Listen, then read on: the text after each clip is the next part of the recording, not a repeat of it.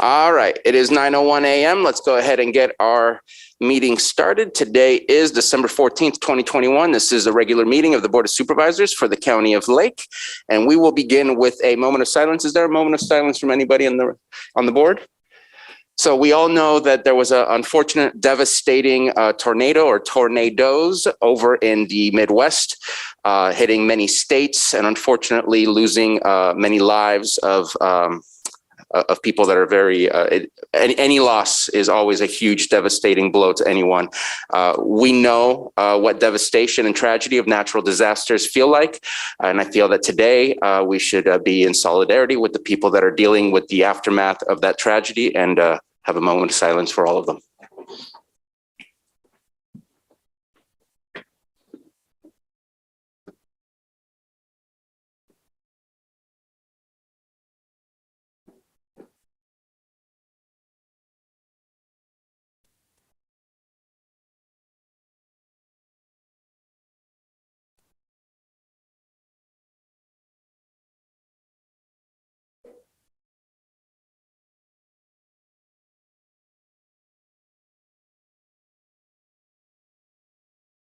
Supervisor Crandall, would you please lead us in the Pledge of Allegiance? Pledge allegiance to the flag of the United States of America and to the republic for which it stands, one nation, under God, indivisible, with liberty and justice for all.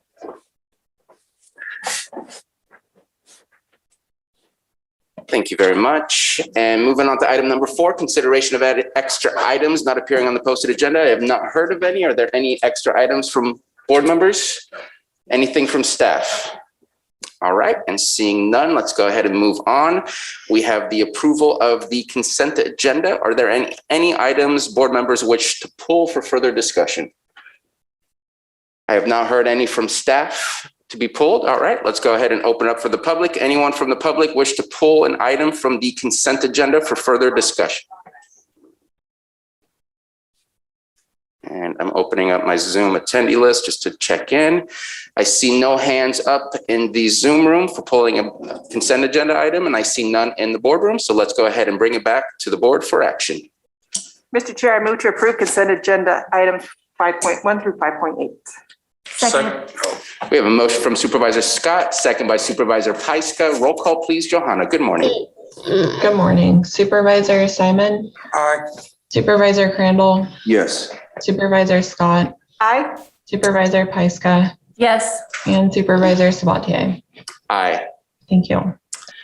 So we have a little bit of time before public input. So I'd say let's go ahead and take up item 7.2. That should be brief. Consideration of appointments of a director and alternate to the California State Association of Counties, CSAC Board of Directors for 2022. As the board saw with what was presented in 2020-21, I was your member for CSAC. I believe that Supervisor Scott is the alternate. Is that correct? Because I didn't see that on there. It gave us the global list of members for the state. Just wanted to let the board know that I would love to continue in that capacity. And I have also requested CSAC that I become more involved in their Administration of Justice Policy Committee and their Agriculture Policy Committee. And I know in speaking with our CAO, we will figure out a way to express the activities of that committee so that the Ag Committee can be aware of what is happening statewide and what kind of policies CSAC is looking to push. That way you're able to go back without a Brown Act violation to your committees and be able to carry on with those conversations as well. But I don't know if Supervisor Scott wants to continue as the alternate, and so opening up for discussion. I'm in agreement. All right, that seemed to be as easy as I thought it would be. Let's open it up for the public. Any comments from the public on the appointment for CSAC directors? Seeing none in our board chambers and seeing no hands up in the Zoom room, bringing it back for action.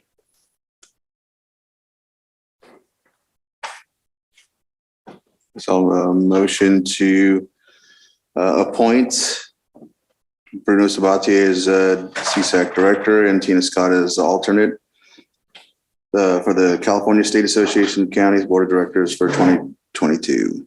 Second. We have a motion from Vice Chair Crandall and a second by Supervisor Pyska. Roll call, please.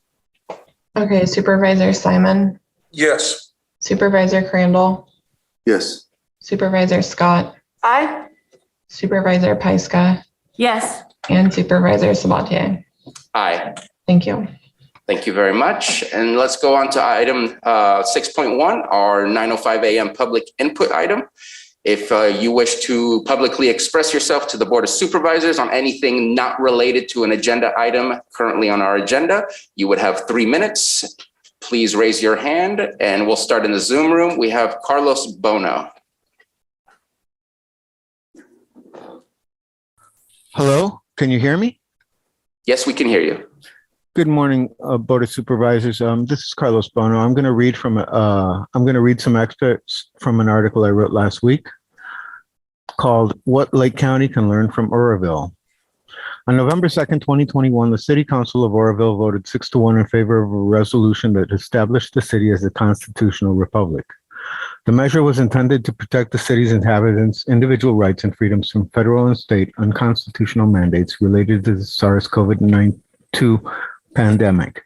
With this resolution, Oroville declared that it would not enforce or comply with any executive order issued by the state of California or by the United States federal government that are overreaching or clearly violate our constitutionally protected rights. In passing this resolution, Oroville stood up against the massive government overreach that the threatened COVID-19 medical mandates represent. Oroville has also taken action to deter further mandates and executive orders. Lake County needs to take a similar approach to avoid the encroachment of medical tyranny closer to home. This action was taken by Oroville community leaders in response to threats by state and federal officials to impose medical mandates that would affect the community. Keep in mind that Oroville's resolution voices its city council's opposition to unconstitutional mandates and executive orders, not laws. Because these mandates are not laws, the city of Oroville is choosing to not follow any unconstitutional and hence unlawful mandates and/or executive orders. In Lake County, we have a Board of Supervisors consisting of elected officials who have taken an oath of office to represent the interests of their constituents, as well as to protect and defend the U.S. and state constitutions against all enemies, foreign and domestic. The Board of Supervisors also recites the Pledge of Allegiance before all their meetings on Tuesdays. In the past, the Lake County Board of Supervisors has generally sided with these unconstitutional state and federal mandates. Lake County has even received considerable funding from federal and state governments to continue promoting these mandates on the people of Lake County. The people of Lake County must insist that these elected representatives pursue our best interests and protect our freedoms. The Board of Supervisors should also be held personally financially liable for any harm that the ill-advised mandates they promote and support may cause. These include adverse vaccine events, including deaths, the loss of employment or business income, and any other negative consequences people have directly suffered due to the unconstitutional mandates. Furthermore, paid medical establishment representatives have been given the floor at official public BOS meetings in Lake County to express their highly debatable opinions at length on the topic of COVID-19 and vaccines without citing any scientific evidence or allowing themselves to be meaningfully questioned by the public. One of these individuals even went so far as to misleadingly refer to the experimental mRNA gene therapy jab as a superb vaccine, quote. According to the traditional definition, a vaccine must immunize recipients against acquiring an infection. The new type of gene therapy used in the mRNA COVID vaccines obviously does not act as a vaccine in the traditional sense, since breakthrough COVID cases are so very prevalent among the vaccinated. And your 3 minutes are up. If you can finish your comment. Yes, I would like to direct all the citizens of Lake County to our petition at standuplakecounty.org. And as soon as we receive 1,000 signatures, we will be presenting it before the Board of Supervisors. Thank you. Thank you for your comment. Next, we have a hand up from a staff member, Marina De La Jonas from Water Resources. Hi, good morning, board. Thank you, Mr. Chair, for calling on me. My name is Marina De La Jonas, and I serve as the Deputy Water Resources Director for the Lake County Watershed Protection District. I also serve as the lead for the Big Valley Groundwater Sustainability Plan Advisory Committee. I'm here to provide the community an update and notification on some upcoming groundwater meetings that we have taking place this week and next week. So the first public meeting that we have regarding our Big Valley Groundwater Sustainability Plan, the development and the implementation, will be this Thursday, December 16th from 5:30 p.m. to 7 p.m. This will be a Big Valley open house. All are welcome to join, and this will be via hybrid format, so you can join us via Zoom or you can join us in person at the board chambers. Again, COVID safety protocols will be followed if you join us in person. Our next public meeting will be taking place this Friday, which is this December 17th from 11 a.m. to 1:30 p.m. This is our December Big Valley Groundwater Sustainability Plan Advisory Committee, again, via hybrid format. You can join us in conference room C instead of the board chambers for this meeting, and that is on the 3rd floor of the Lake County Courthouse, or you can call in via Zoom. Now on Tuesday, December 21st, that is next Tuesday, we will be giving an update at the Board of Supervisors meeting regarding the development and the adoption and submittal process of our Big Valley GSP.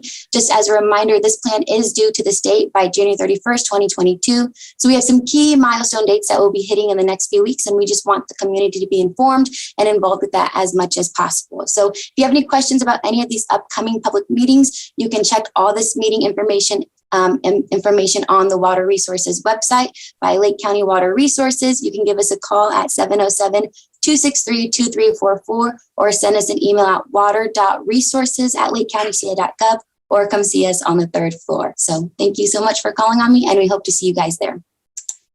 Thank you very much. Next, we have Julia Bono.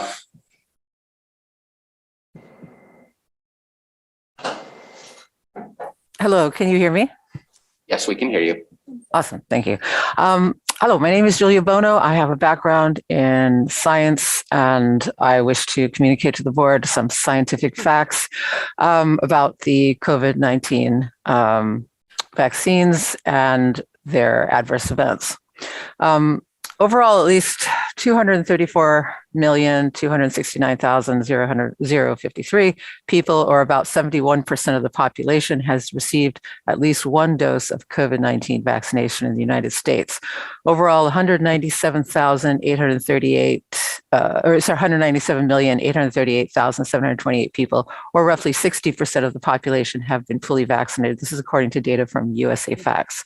Those who were vaccinated experienced 946,461 adverse events that were reported to the database held by the CDC as of December 3rd, 2021, according to the CDC's Vaccine Adverse Event Database.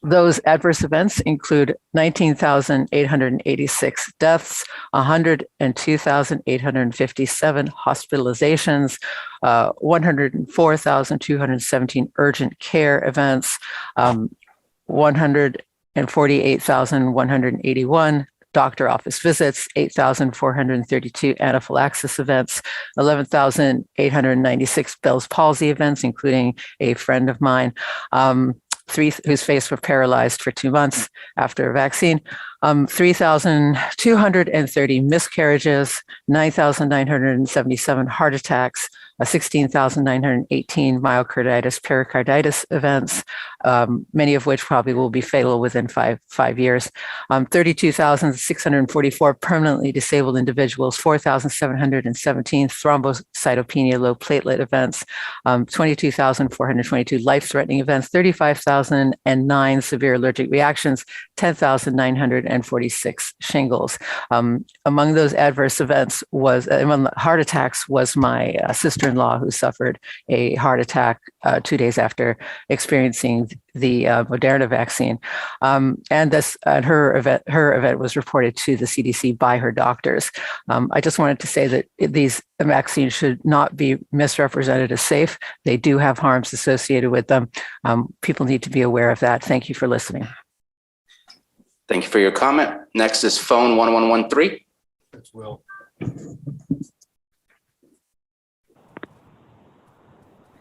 Yes, hi. This is Will Tuttle, Dr. Will Tuttle, and I'm calling also to make a comment about the handling of the COVID response in Lake County by the supervisors, and again, to emphasize several things. We just heard about the VAERS data. I want to add to that a recent report by Jessica Rose, PhD, who's an expert specifically focusing on immunology research and data. She's a data scientist.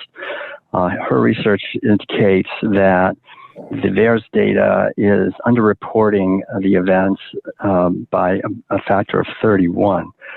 So we should be multiplying this, according to her, by 31. So we're talking about a huge number, perhaps around 30 million adverse effects, with many more people being killed than there's actually being reported. The numbers are being suppressed. I think everyone pretty much agrees on that.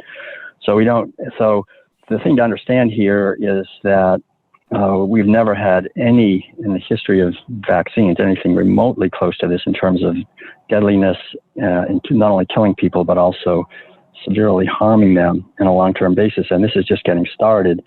A lot of the researchers are saying that the blood clotting effects and the spike proteins that are induced by these are really long-term, 2, 3, 4 year harm that's going to be experienced, especially by children, but by everyone.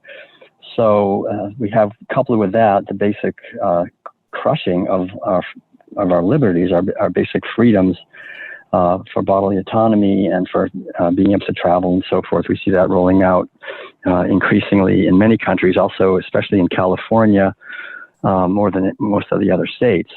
So I want to really, again, urge and I would say demand that the board look at this and read the other side of the story, that's besides what we're hearing in the mainstream media and from researchers who are on the payroll, either directly or indirectly, and scientists and doctors who are directly or indirectly on the payroll of Fauci and NIAID, and also the AMA and so forth, who will lose their licenses if they speak up.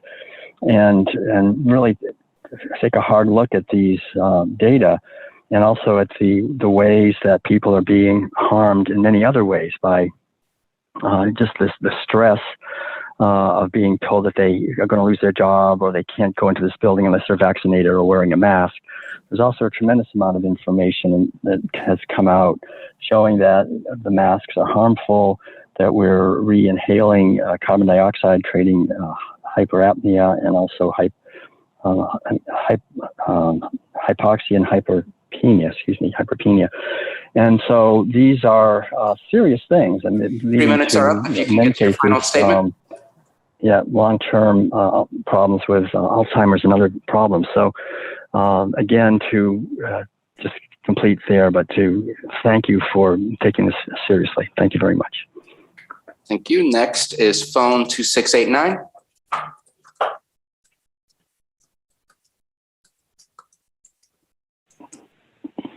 Can you hear me? We can hear you. My name is Christina Robertson, and I just want to reiterate maybe some of the points that have been made.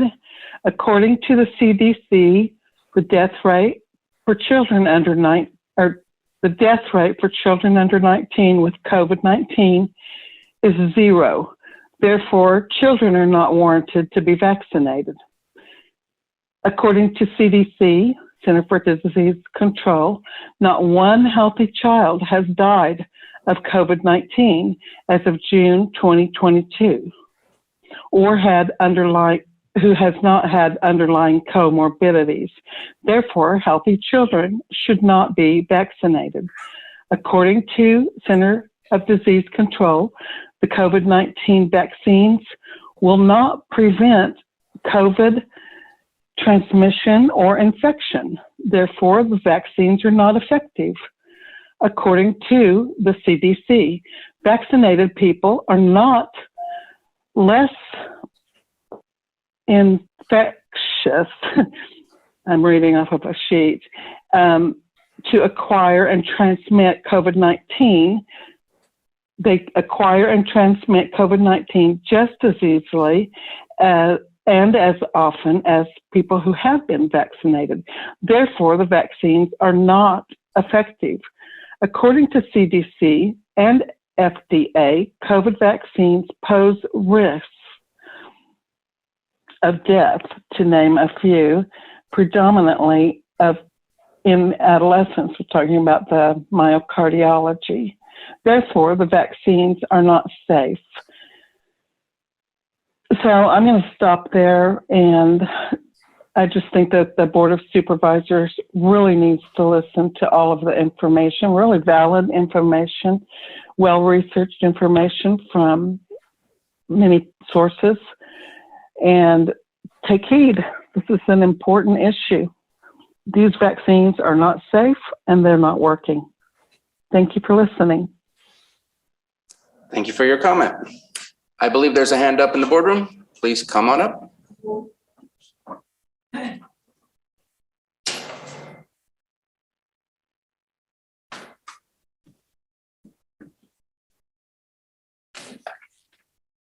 John Moss. Can you pull your mask down, please? Okay.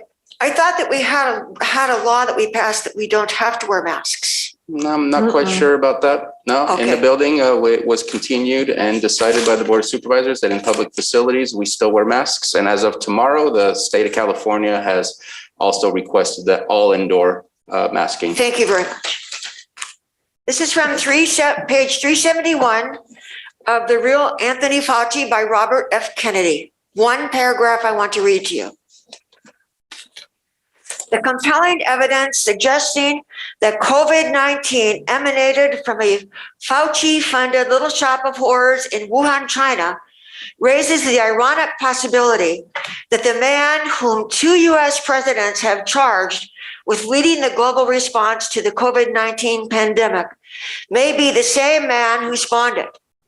That strange paradox might cause some to cynically ponder the logic behind Dr. Fauci's peculiar decisions to defy President Obama's 2014 gain-of-function moratorium, to dodge NIH's Internal Safety Review Committee, to launder money to Chinese scientists with military affiliations through a sketchy bioweapons grifter, to financially, criminally reckless experiments minting souped up pathogens in a shabby Chinese lab with lax safety protocols. Are we justified in asking ourselves whether Tony Fauci, after decades of concocting toothless pandemics, was finally peppering the wave? And that's something he explains earlier. Thank you. This has sold out and they're ordering new copies. I beg you. This is the other side of the COVID-19 pandemic. It made me cry about the children. Thank you. Thank you for the comment. And with that, I believe we are done with public comment. And so we will be moving on. You had one right there. Oh, no, that was that one. You didn't get any paper public comments? Okay. There was a gentleman, but maybe he wishes to wait later, Okay. a later date. So let's move on. We have 6 more minutes before we get to our 6.2. And so let's go ahead and talk about 7.3, consideration of letter to the California Department of Water Resources in opposition to the Sonoma County Water Agency's grant application requesting funding for Potter Valley project related matters. CAO Hutchinson. It's not on there. Oops. Yeah. Sorry about that, Mr. Chair. It's not? No, it didn't load on Granicus. Oh, it loaded for me. That's weird. Oh. And that would be a very long letter to go through. Did anybody else have struggles opening up the letter? Off the website, I guess. And that's where I am right now, and it opened up. Huh. And that's where I've been opening it up the entire weekend. So maybe there was I tried to open it many times. It didn't open. I'll try. And CAO Hutchinson, if there's a way to summarize the letter as well as possible. Yes. In fact, would you like us to do a share screen? I know Yes. it's a long letter, but Yeah. I think it's an important we can letter. post it. And so Patrick Sullivan, I just invited him in and want to introduce him, our tax administrator. He prepared the original draft of this letter, and then our subcommittee, of course, made some modifications to it. And so, Patrick, are you able to do a share screen and present the letter? I see you here with us. Yes, just give me one moment. I just got brought in as a panelist, so I'm trying to bring that up right now for a share screen. Thank you, Patrick.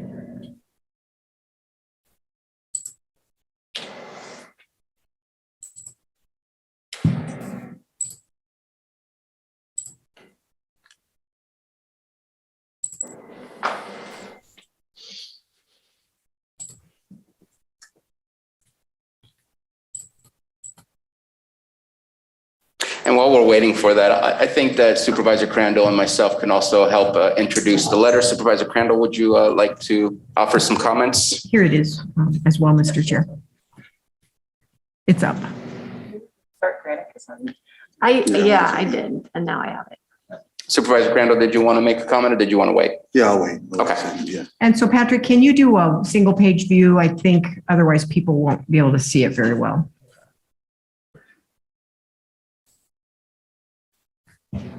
Can everyone see this all right? It's getting better. Keep going. Okay. That's good right there. There you go. Perfect. So this letter is it's regarding the Sonoma County Water Agency's application under the state grant program. What our letter initially begins with is some of the background behind the Potter Valley project and Lake County's exclusion from participation. I think as many are aware, Scott Dam was built creating Lake Pillsbury. That's when the year-round diversion began of Eel River water into the Russian River Basin. This letter highlights Representative Jared Huffman, who represents parts of Marin, Sonoma, Mendocino, and Humboldt. His efforts to create an ad hoc committee, and that's where, in more recent times, Lake County's participation was somewhat minimized. This committee was focused a lot on Eel River and Russian River interests in Humboldt, Mendocino, and Sonoma. And there wasn't much attention, as far as we could tell, paid to Lake County. We weren't included in a meaningful way in a lot of the goals that they had as part of their efforts. And Lake County interests, such as the homeowners around Lake Pillsbury, were not allowed to participate in the way that interest groups in the other counties were. So the letter walks through this background, explains how we did not have a seat at the table and the same way that others did. And especially when the Two Basin Partnership was created, sort of a smaller subset of that committee formed by Representative Huffman that comprised of Sonoma, Mendocino, Humboldt, and Cal Trout. And there were a few later additions, but Lake County was not permitted to participate in that. So these groups have been having meetings, deciding and studying how to impact or changes that could impact Lake County, including the removal of Scott Dam. And the headwaters of the Eel there are in Lake County. Lake Pillsbury is in Lake County. And this letter is expressing that we have not been included in a meaningful way. The next section is walking through what's happened recently with FERC, the Federal Energy Regulatory Commission. There was a request by this group to provide additional time and extension. FERC did not grant that extension. And so, and it's partially because the money at stake, the Sonoma County Water and its partners were not able to raise the 18 million needed to conduct initial studies that FERC had requested. And without that capital, it doesn't appear there's any way forward for them to proceed. At least that was our thought here. The ultimate cost of taking out the dam, early estimates have been upward of $400 to $500 million.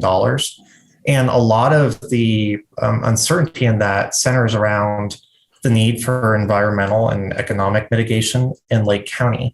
If the dam's removed, there's major impacts to sediment. They have to drop all of that sediment. They're going to excavate somewhere. There can be issues with groundwater, impacts for wildfire, access to water. There's a wide range of impacts, and a lot of those costs, potentially more than half the cost of this project, could involve those mitigation efforts in Lake County. And again, we just weren't included in a meaningful way. Any option that included fish passage didn't seem to be addressed in a meaningful manner because it wasn't what some of the groups wanted most. Fish passage would be a potential way to remedy this if, like for instance, the fish ladder was put in at Scott Dam. That could solve this issue and provide solutions that everyone could work with.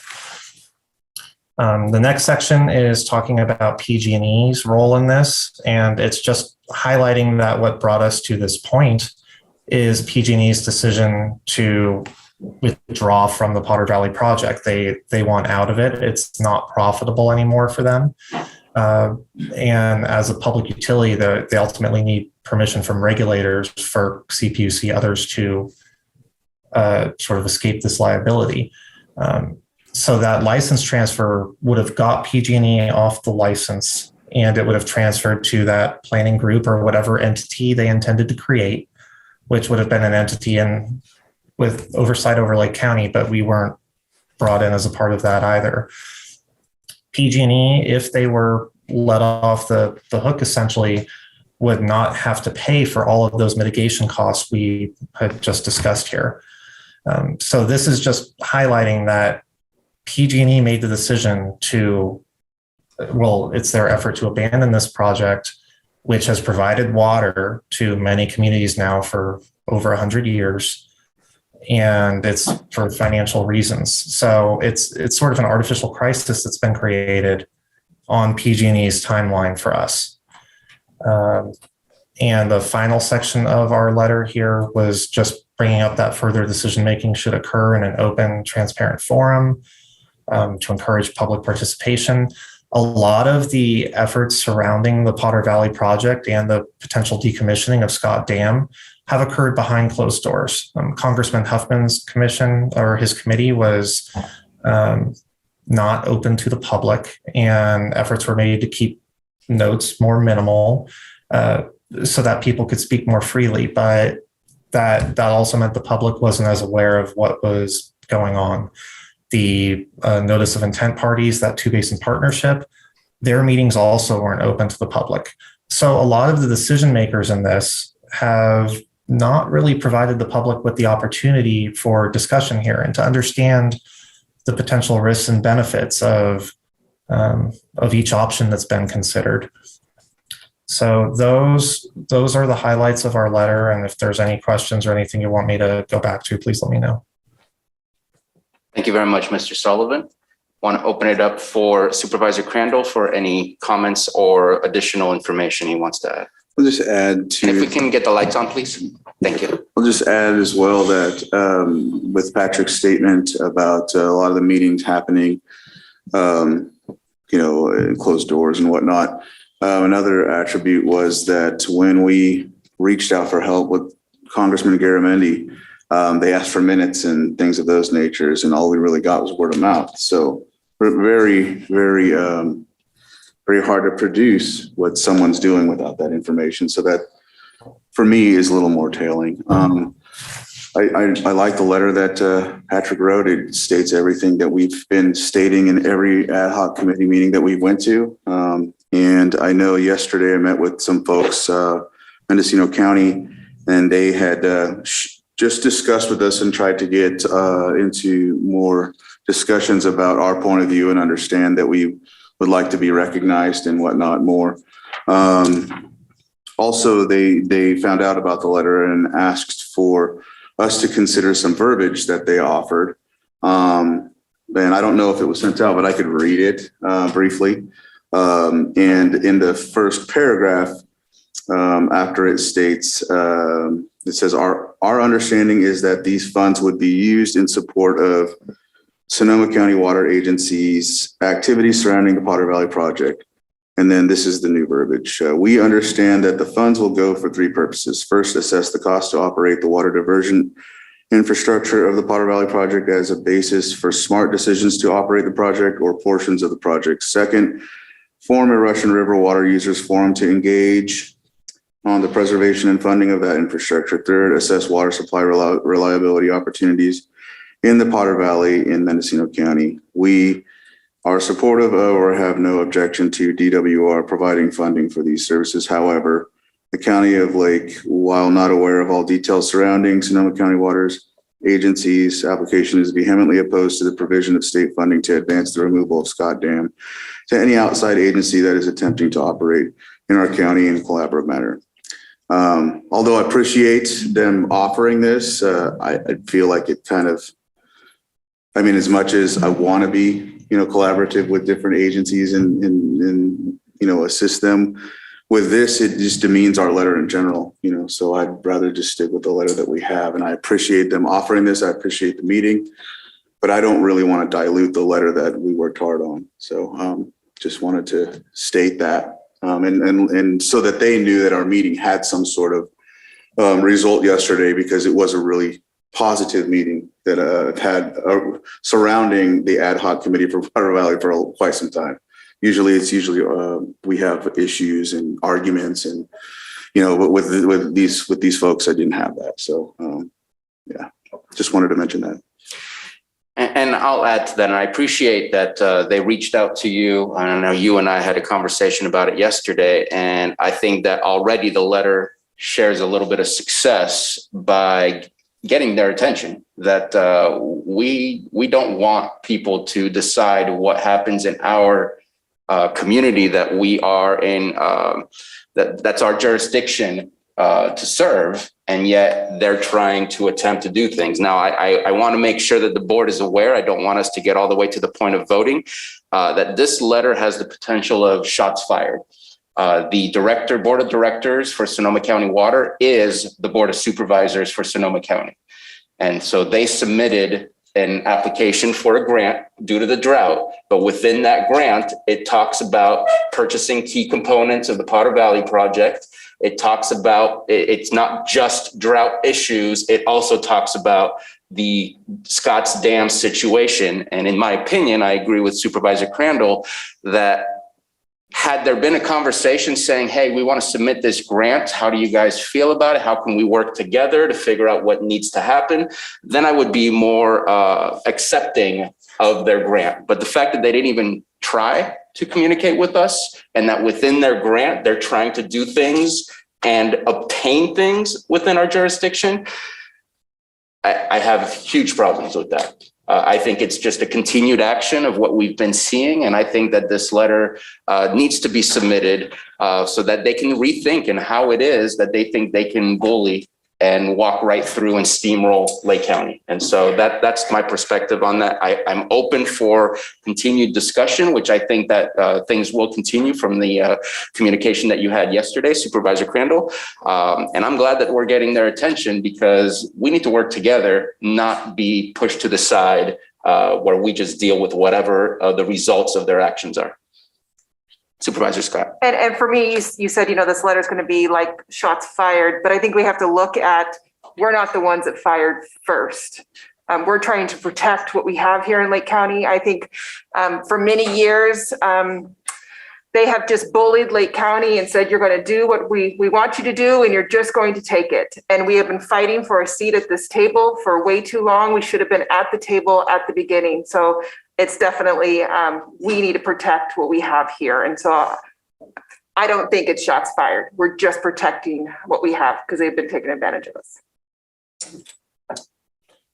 Supervisor Crandall. Yes, and I just want to add to that, Mendocino, who we met with yesterday, has not necessarily been shooting, any types of shots at us. They've been pretty much just kind of on their path in the whole NOI party situation. And so that's another reason why I appreciated our discussion yesterday. And I know that this letter, it may seem like it floods over into, oppositional against them, but it's really, when Congressman had brought it up in the ad hoc committee meeting and asked for support, I'd stated we don't have any support. And one of the biggest concepts for me, another to add to some of the irregularities and things of that nature, is the fact that they keep using fish passage when we know it's mainly about water, where the water is going to go. And so we've had letters to FERC and all these other agencies explaining why fish passage isn't to us the solution. We think it's just kind of like something that we're talking about to help gain favor in their act, in their plight. So just wanted to add that. Yeah. And also, this originates from an email that Supervisor Crandall and I received from Congressman Huffman. I have a feeling it's the last I will ever be receiving, to ask us to support this grant. And so this is where the letter originates from that you see before you. So I have a feeling I'm not going to be hearing from Mr. Driscoll's email much more. And I just want to add too, I'm a big fan of collaboration and working together. But again, we have to make sure that we are taking care and protecting what we have here before we collaborate. And collaboration starts before decisions are made. Yeah. Not after decisions are made. And then that to add is like when I mentioned, once we argued fish passage to pretty much to the point where no one wanted to talk about it anymore, then it became, well, who's going to really take over the project? Okay, we're here now. We could have talked about that how long ago, collaboratively, but there was no discussion about it. It was just dam removal, decommissioning, all of that. So as it commonly happens in the most recent meetings and discussions, that, well, who's going to take over the project? That's the thing that they put in our laps as Lake County. And it's like, well, we don't know now. We didn't know then, but we would have liked to talk about it then. So, yeah, rather than, have studies only focusing on decommissioning and focus on other things that could potentially be a collaborative effort or something that works for everyone, but it never became that. So, yeah. And before opening up for public comment, I just want to share appreciation for Mr. Sullivan's efforts in writing the letter. Very well formatted, very well argued. Appreciate his time in drafting up that letter. And we have a comment from Supervisor Simon. Yeah, obviously just want to state support for the letter, but I just want to talk about, everything that we're dealing with here in Lake County. We just had a conversation about, infrastructure dollars that are coming down and other things. So we need to be keeping up as many dams as possible right now with climate change, with the fires that we're experiencing. And I know we've had multiple conversations here about getting a seat at the table as we move forward with this. And the jurisdiction stuff, you hit it right on the head, Supervisor Mtg. If you want to do something in Lake County, then you approach us and we can do it collaboratively. And that's the message we need to send. So in complete support. And I know, and I would imagine all of the advisory committees that you sit on in the North Shore probably talk about this topic a lot, but this is a topic also that comes up at the Middletown area town hall. We just talked about it this last Thursday. The question was, hey, is there anyone thinking about building dams? I said, well, no, but there are outside sources talking about taking a dam down in Lake County, and we're going to continue to push that fight, in favor of keeping it up and being collaborative if something's going to happen. But I want to thank you for bringing the letter here. I want to thank you for the hard work, because I know it's not been easy. We've had reports and conversations of how it's gone to this point, and hopefully this will be one step in the right direction for collaboration. So, in complete support of the letter. Thank you for your comment. And thank you. Pat wrote the letter. So, but, yeah. Let's go ahead and open up for the public. I see we have a hand up in the Zoom room. Betsy Codd.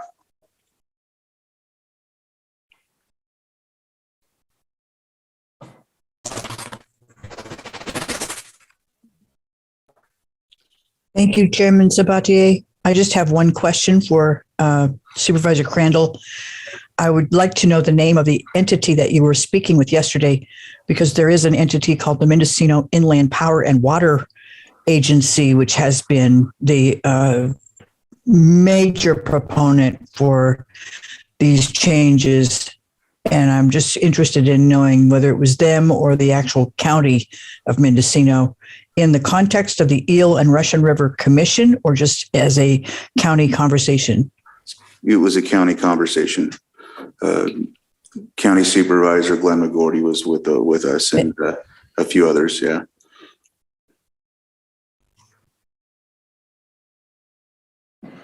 Does that answer your question? I believe she said thank you right as she was being cut off, but maybe I'm mistaken in what I heard.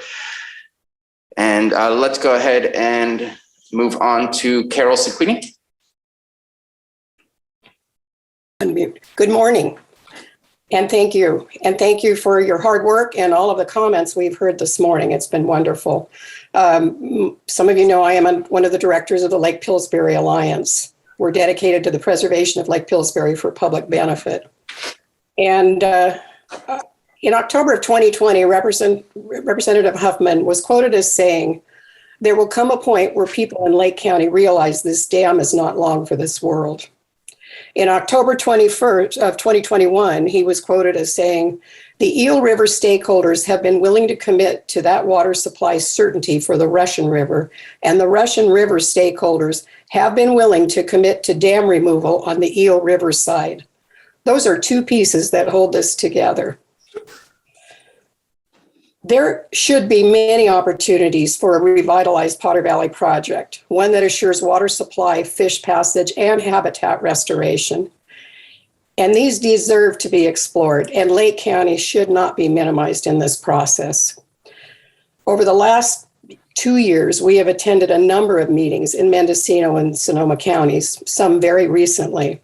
And I can assure you that no other agencies or entities are standing up for Lake Pillsbury.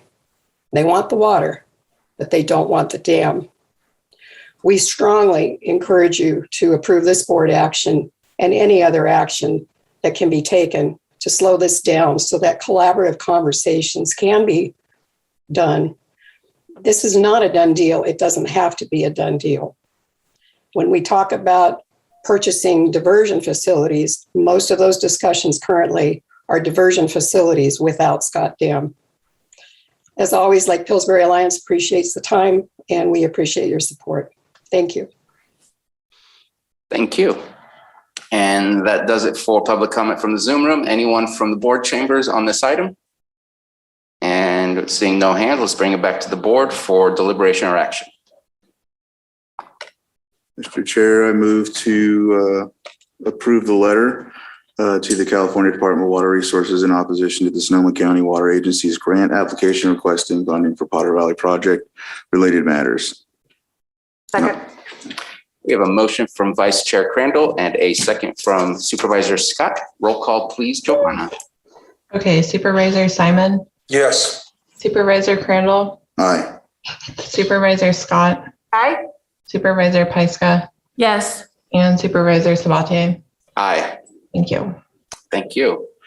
So let's go to our 9:30 a.m. item or 9:30 a.m. item, consideration of resolution supporting the launch of the Blue Zones project.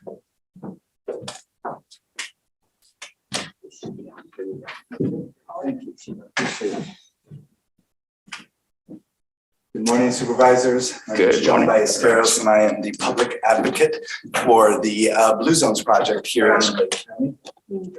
A little bit closer. If you could have your mask on. Oh, keep it on. Please, Okay. thank you. I thought when you asked me to put that other person to put it down. Sorry about that. Again, John Ballesteros with the Blue Zones project here in Lake County. We launched this project in October 1st. And want to thank you for this opportunity to give you some background on our work here in Lake County. The Blue Zones project is a community-led initiative that is focused on making the lives here in Lake County of our residents healthier, happier, and longer. And we do that by aiming in 3 specific areas. The first is people, then places, and policy. When it comes to people, we try to encourage our neighbors to think about how they can live a healthier life and then surround them with folks that are like-minded. When it comes to places, we look at the places where people live, work, and play. So your workspaces, restaurants, activity areas, your civic organizations. How can we make and influence the environments in these locations such that they almost make healthier choices second nature? Second nature, excuse me there. And then finally, policy. How can we look at and affect public policy such that our rules, our regulations, our projects encourage a healthier lifestyle? So that's what we're aiming to do over the next 4 years.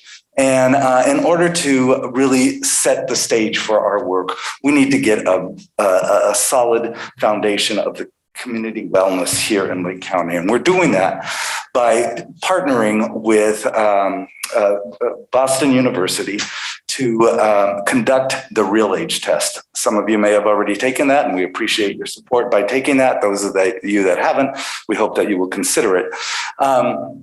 But what this test does is take a holistic approach of looking at community wellness, not just exercise and diet, but also the stressors that impact community wellness in any location, but particularly here in Lake County. So this is a HIPAA compliant assessment that any participant remains completely anonymous. And we have a deadline of December 31st to complete our assessment. And this will help us inform our future work, but also give us a good assessment on how to prioritize the work that we want to pursue. So the resolution before you today outlines the value of the work that we're trying to pursue in achieving the goals that your county has established, or your board has established, and then encourages the residents as well as the county staff to consider taking the test with the goal of establishing a sound and complete assessment of what we're going to be doing and build a solid foundation of the work we want to pursue in conjunction with a number of organizations, including the county here in Lake County. So if you haven't taken it, we encourage you to take the RELATES test by going to bzplakecounty.sharecare.com. And with that, I'll answer any questions you may have. And BZP is Blue Zone Project, so correct. BZP. Just wanted to BZP. sure. Thank you. Thank you. I appreciate that. CEO Hutchinson. Thank you. And so, Mr. Chair, John explained the resolution very well. And I just want to make sure you understand that if you decide to approve it, then the Human Resources Director would be poised, or the Human Resources Department, I should say. It may or may not be the director herself, but they will reach out to our employees and encourage them to participate in the test. And in so doing, they would probably be using about 10 minutes of county time on a county desktop computer to do so. So I wanted to make sure you understand that. And then as we understand it also, although there would be no personally identifying information given to the county after the study is complete, at some point in time, we would at least receive some information about the general health trends involving our employees. And we thought that would be helpful as we promote other wellness activities. Your board has been committed to wellness in recent years. And so, and then for employees that may have questions about it, I believe the intent is to also host a short special Zoom meeting within the next day or so, where John and his counterpart Cameron can answer questions employees may have about it. Okay, thank you very much. I know that there is one question that made me pause, and I need to come back to it once I get the equipment I need, is to measure around your waist above your belly button. That's not your pants measurement, because that doesn't go above your belly button, at least not anymore. And so definitely that's something that there may be the need for measurements that you're not aware of right off the bat. Maybe take those at home before you come and do that in the office. But I think you also need to know some of your and go in a sewing machine box blood to get pressures and things like that. That raises a really interesting point, Mr. Chair. And if anyone's taking the test and do not have that exact information, you can go ahead and skip it. And then once you have it, you can come back. The main point is getting the assessment complete. And then once you're done with the assessment, it does provide you with information on how you can even lower your real age relative to your chronological age, like sleeping more or walking more, moving naturally more. But the real, if you can skip those and come back, but the main goal is to get that assessment complete. Awesome. Still open on my tab at home, planning to finish and complete it. Any comments or questions from board members? Supervisor Scott. I just want to thank Blue Zones for coming here today. I definitely support you.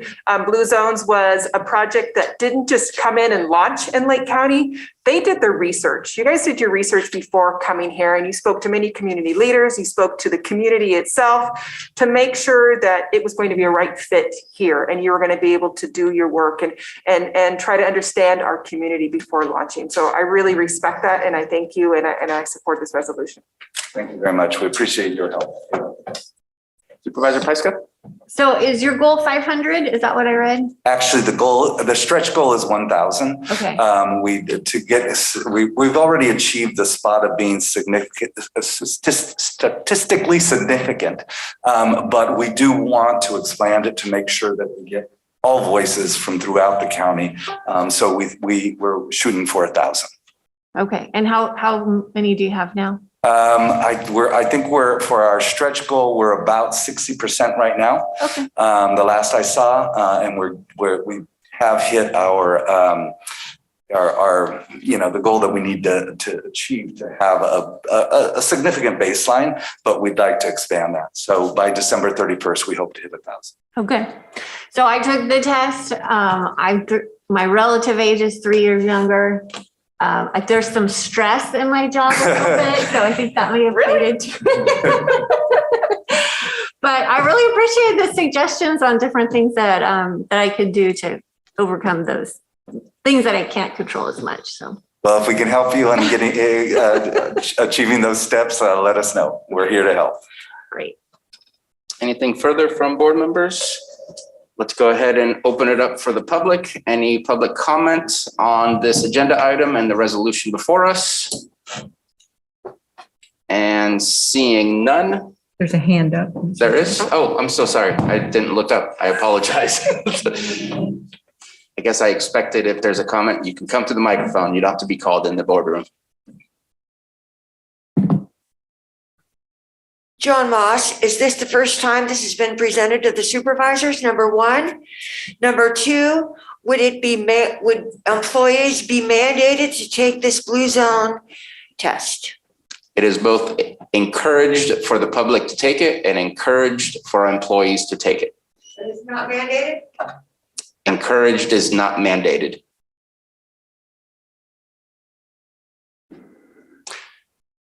And I see no further comments, so bringing it back to the board for action on the resolution. I will offer the resolution. Resolution's been offered by Supervisor Scott. Roll call, please, Johanna.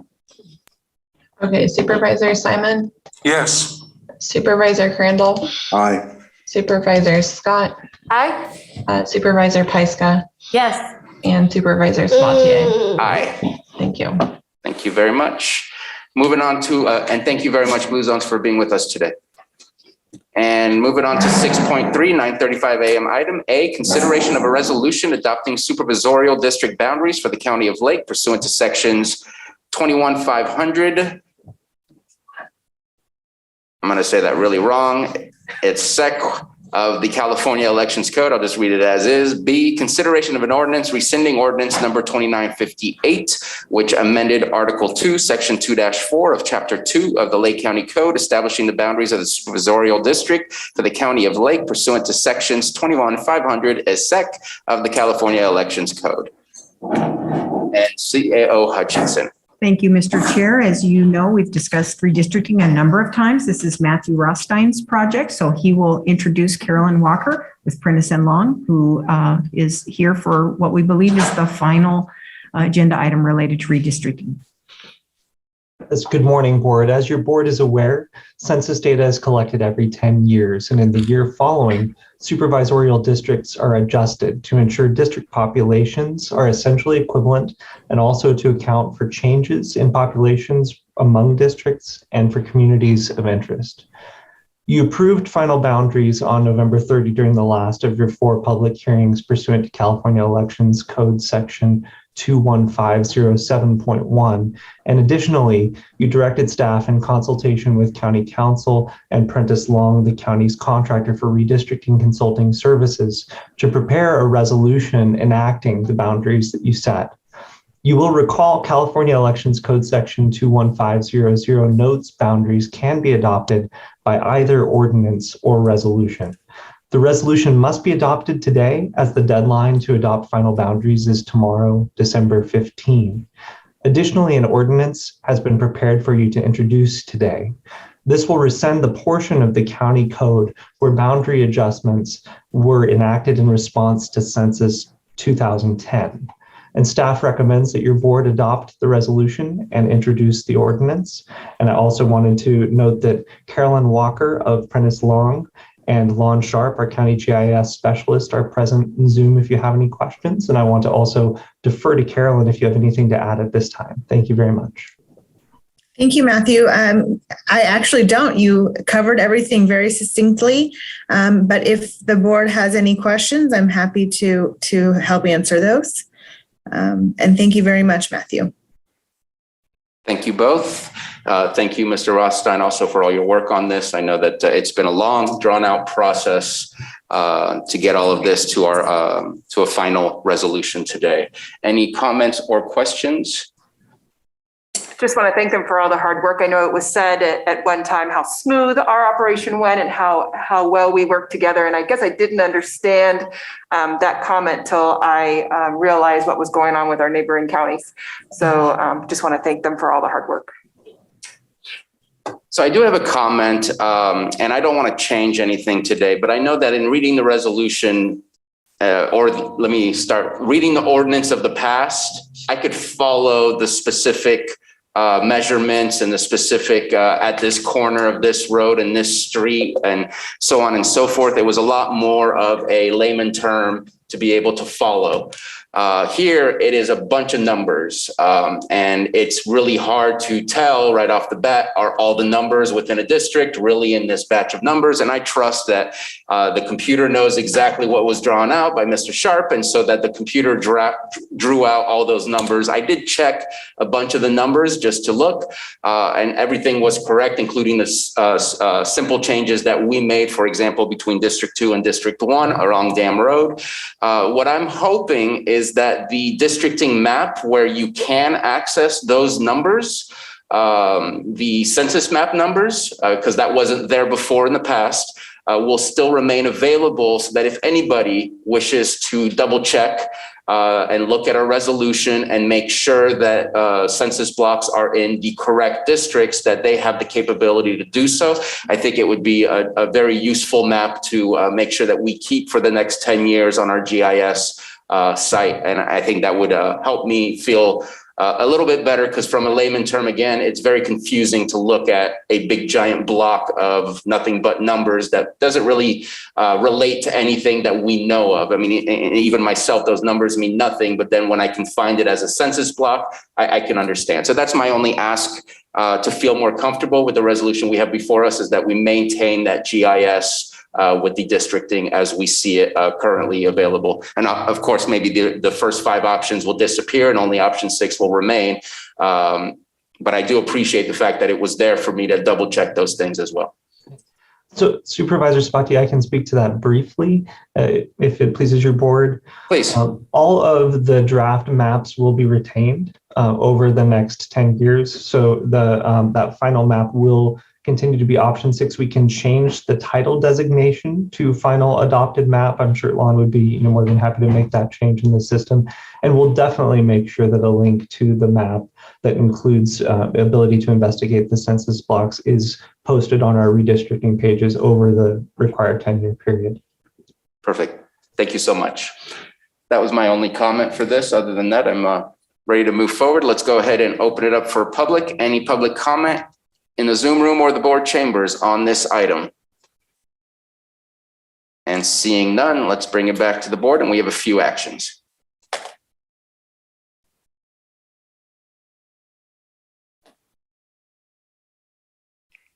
Or maybe a couple actions. You have 3, Mr. Chair? I'm sorry. The first action is to adopt the resolution adopting the supervisorial district boundaries for the County of Lake pursuant to sections 21-500 et sec of the California Elections Code. And like you offer the resolution. Yes. Oh, good. Mr. Chair, I will offer the resolution. Resolution's been offered by Supervisor Simon. Roll call, please, Johanna. Okay, Supervisor Simon, Yes. Supervisor Crandall, Yes. Supervisor Scott, Aye. Supervisor Pyska, Yes. and Supervisor Sabatier. Aye. Thank you. And next, Mr. Chair, is a motion to offer the ordinance and have it read in title only. No.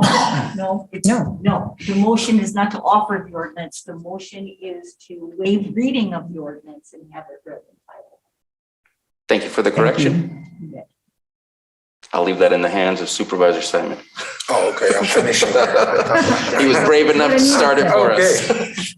I should have been paying attention a little more. The motion is to Waive reading of the ordinance. waive reading of the ordinance, And have it read in title only. Second. We have a motion by Supervisor Simon. I apologize. That's all right. And second by Vice Chair Crandall. Okay, Roll call, please, Joanna. Supervisor Simon, Yes. Supervisor Crandall, Yes. Supervisor Scott, Aye. Supervisor Pyska, Yes. and Supervisor Sabatier. Aye. Now a motion to advance the ordinance for second reading, which can be next. The 21st.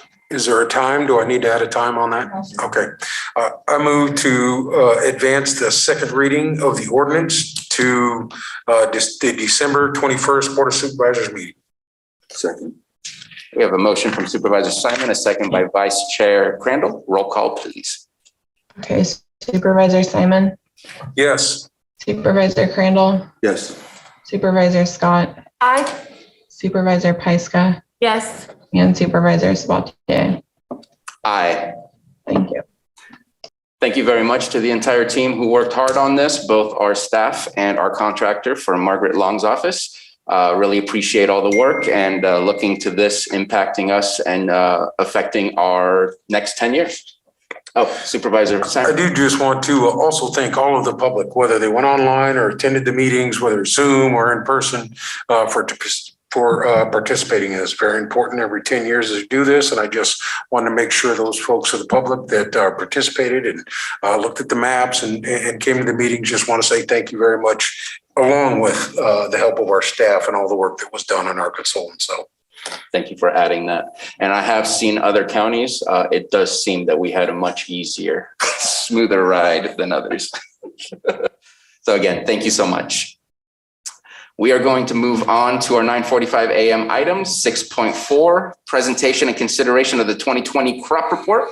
And with us, we have our Ag Commissioner. And if you would like to come up and take a seat. Good morning. Right.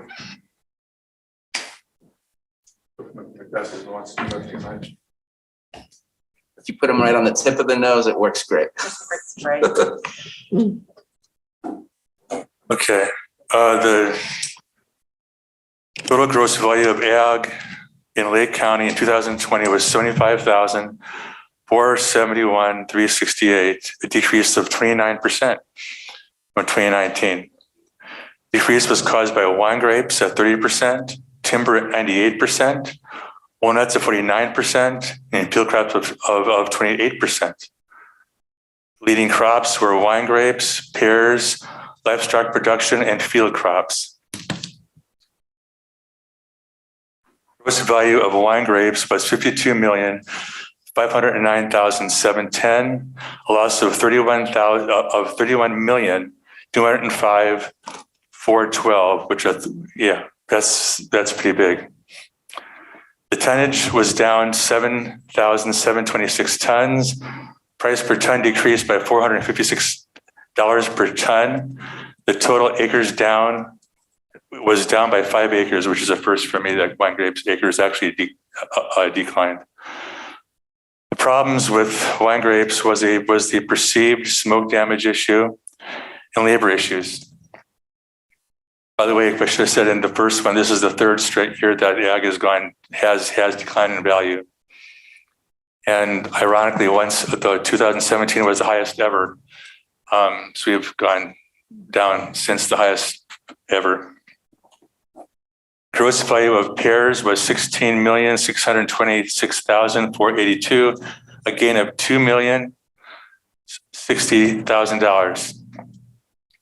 The tonnage was down by 3,256 tons. Price per ton increased $168 per ton. Total acres were down 381 acres. Problem with pears is labor. It's hard to get people to pick pears at the same time that another industry is using the same labor. And yeah, I'll go into more towards the end. Livestock production was 2,553,500, an increase of 1,014,000. The increase was due to new businesses that are in the area.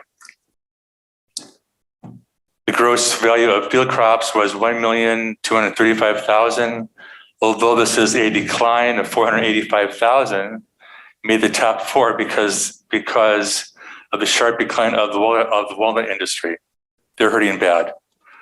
Walnut industry sharply declined due to overproduction, which means low prices, coupled with severe frost damage that occurred in October and November of 2019. 2021 looks like an even worse year for the pear industry because of the same circumstances. Gross value of timber decreased by 98% due to low prices caused by fire salvage operations receiving low prices. And if you have a normal operation, you're just going to sit there and watch your trees grow until the price comes up, and who knows when that's going to be. Following commodities declined in gross value. Miscellaneous fruits and nuts 4%, and livestock and poultry production that decreased 40%. Following commodities actually increased in value. Nursery went up to 39%, and vegetables 20%. It was again caused by some bias to new businesses. At the last minute, yesterday, we added hemp.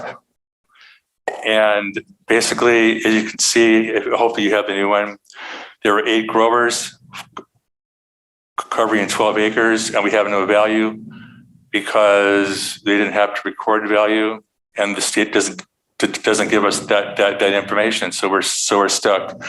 Although I'm going to go on out on them and say probably none was sold, or very little was sold, because it appears that the demand is limited.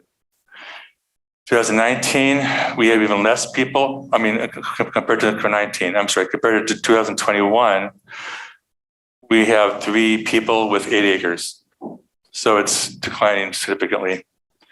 I wish to express my appreciation to the many individuals and organizations who contributed to making this report possible.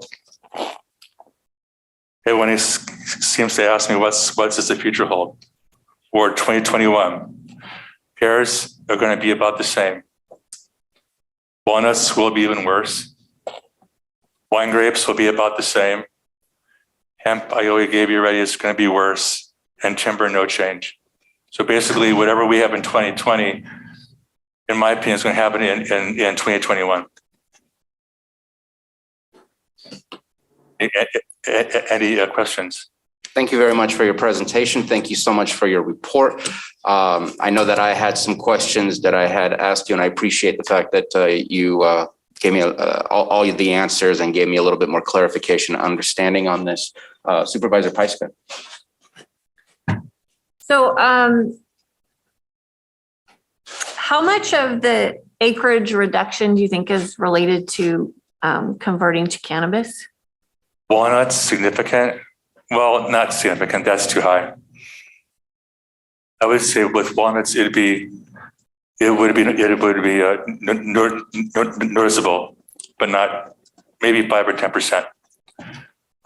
Walnuts are a tough one because you have abandoned orchards that you could regenerate, but if you do or if you don't.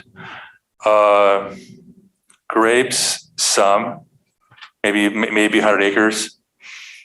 Pears, probably 200 of the acres of the 318 were for cannabis. And the problem comes in, I'll be just frank here, the inflated value of ag land, and with traditional values, with the traditional crops, values don't really match up. If land gets too high in value, then you can't grow grapes, walnuts, or pears. It's just too high. So it says that there's the acreage from, for walnuts stayed the same for 2019 and 20. Correct, but 2022, I'm gonna drop that probably in half. Okay, that's what I was wondering about. But that's because there's no market. And there's no market, and the trees are hurting, and people may want to sell just because they can't afford to keep the property, pay the taxes because they can't make a living off the crop. Yeah.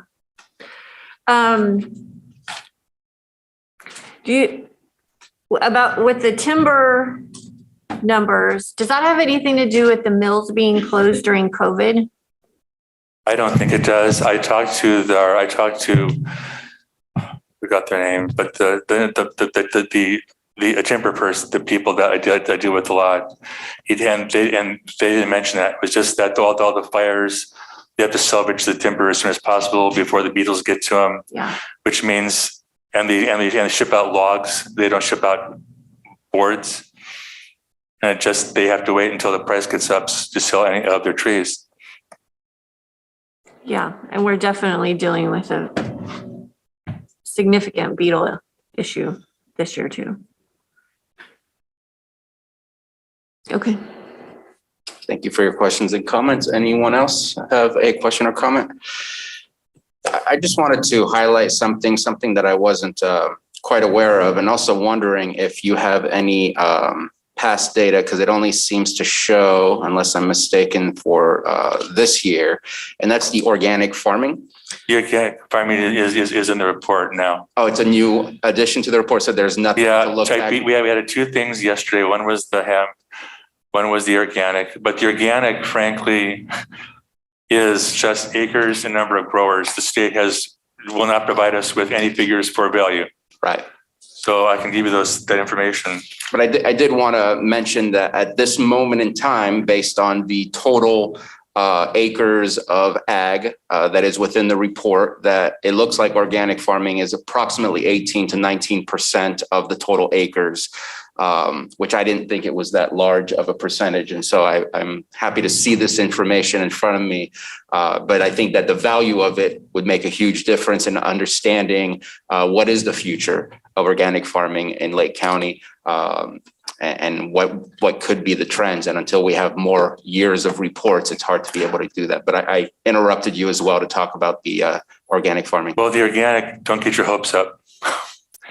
We have the number one crop organically is walnuts. When walnuts fall, you're going to see that acres go to half at best, right? Maybe even less than half of what you're seeing now. Right. And I see here that it says all other nut crops, 2,051 acres. And that's about, I would say, 60 to 70% of the entire organic farming happening here. We have some pears, but walnuts are in bad shape. Yeah. No, thank you very much for those additions. And again, for answering all the questions. Anything further before I open it up for the public? Let's go ahead and open it up for the public. I see no hands up in the Zoom room, and go ahead and come up to the microphone.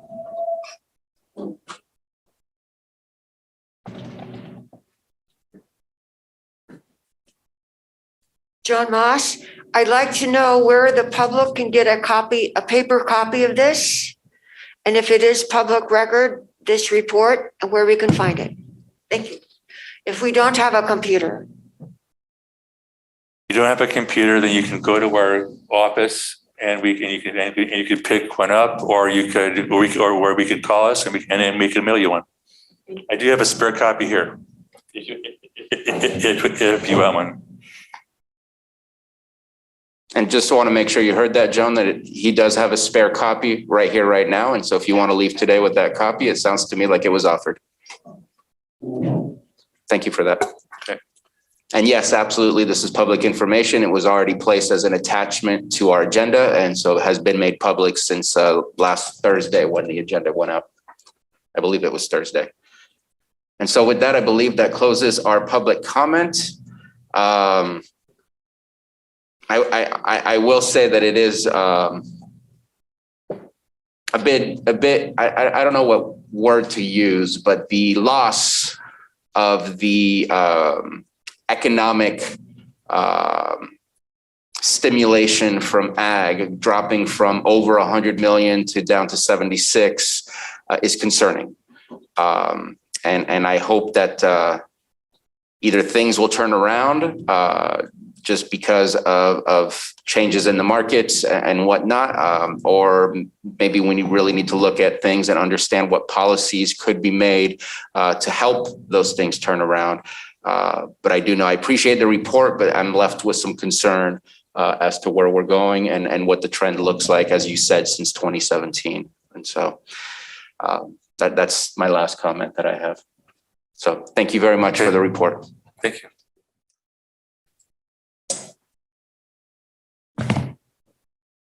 Did I miss anybody's comment?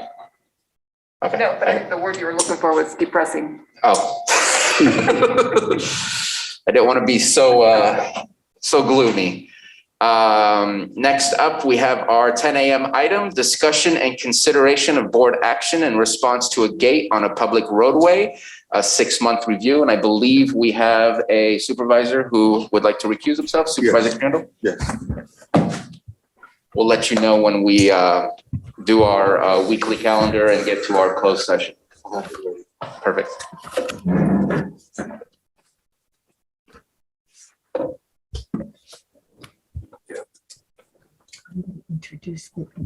Ms. Grant. Thank you, Mr. Chair. We have an echo. Did somebody turn on their I think your camera's on. Yep, we see your mouse. We see your mouse. Oh, there you are. Maybe it's you. See your picture? Yeah. There you I was go. back here like this a minute ago. Okay. Sorry about that. Let's try it again. And is your mic on? No. Yes, no, yes. Okay, I think we're good. all right. I thank you, Mr. Chair. This item had come to your board on May 11th of 2021. And that was a discussion and consideration of board action in response to a gate on a public roadway. Senior Deputy Lloyd Guintovano is here and he's going to present the item. I'm just giving you a little bit of background. The minutes of that May 11th meeting made it clear that there was a vote of the board to approve leaving the existing gate with the condition the gate be upgraded to an automatic gate with clicker openers and have a 6-month review by the board and have a trigger if permits are pulled for development, and ask that Robertson Rancheria keep an active list of parties in possession of a gate clicker. Supervisor Crandall had recused himself. 3 supervisors voted yes, Simon Scott Pyska, with 1 saying nay, Supervisor Sabatier. There are 2 code sections, and those have been pointed out to you before, that are significant here with regard to your board's functions. And Senior Deputy Guintovano will point those out to you. But the first is Streets and Highways Code 1486. Gates shall not be allowed on any county highway except gates allowed by the board in accordance with the provisions of section 966. 966, if the board may provide for the erection and maintenance of gates on county highways to avoid the necessity of building fences, highway fences. The board may prescribe rules and regulations for closing such gates and penalties for violation. Finally, I'm just going to end my remarks so Lloyd can get to work by saying that this is essentially a regulatory action given those 2 sections of the Streets and Highways Code.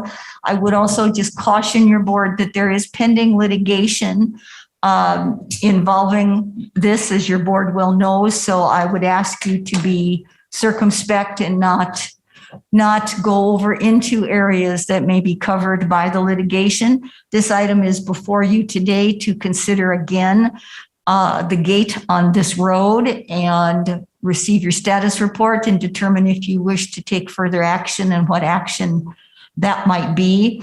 I believe there are several people who are going to want to speak to this, but that's the parameter of your board's action today. And with that, I'll give you Lloyd Guintovano, my senior deputy. Good morning. members of the board. Is this on? I'm sure Sam will get you. You just got to try twice. Okay. Is this on? Yeah. Okay. Good morning, members of the board. By way of background, and as stated in the memo that was provided in 2015, your board became aware of the fact that Robinson Ranchery had erected a gate on Foothill Oaks Drive in Upper Lake. That same year, your board has reached out to the interested parties to that gate. And on May 2021, your board made certain determinations related to that gate, part of which is this 6-month review before your board today. And those determinations were made under, as Anita cited, Streets and Highways Code, the authority provided to your board under Streets and Highways Code Section 966 and Streets and Highways Code Section 1486, cited in the memorandum. It is important to note that this is a simple agenda item consisting of a 6-month review for your board's further response to the gate. It is not an administrative hearing. Your board's not sitting as a quasi-judicial capacity, much like when the discussion was held back in May 11 of 2021. Board's not taking an evidence and no administrative record would be created. And any counsel who may be present and who wish to speak, who is involved in the pending litigation is requested, they are requested to respect these limitations. And so, as Anita stated, this mainly consists of a 6-month review for further response or further action by your board. Thank you very much. Any comments or questions on this? And I hope I didn't interrupt you before you were, okay. So, I feel we need to at least start with some comments. I know that originally when we first saw this back in May, just to re-express my nay vote was that there had already been a request by the Board of Supervisors and that request had not been followed. And so it seemed to me that asking another request would just end up in the same. And here we are. It looks like to me that we are still in the same. We requested that certain actions be taken and there's been no change. At this point, I have some questions and I'm wondering if I see that Director De Leon is here with us. And maybe I might say it incorrectly, as our road administrator or road director. Commissioner, thank you. I knew it wasn't quite correct. I'm thinking that it would be in the right hands by saying that I'd like to request that it just be taken down and that we can move on. That was the original intent of the request from supervisors before it came to, at least to me, since I've been on the board.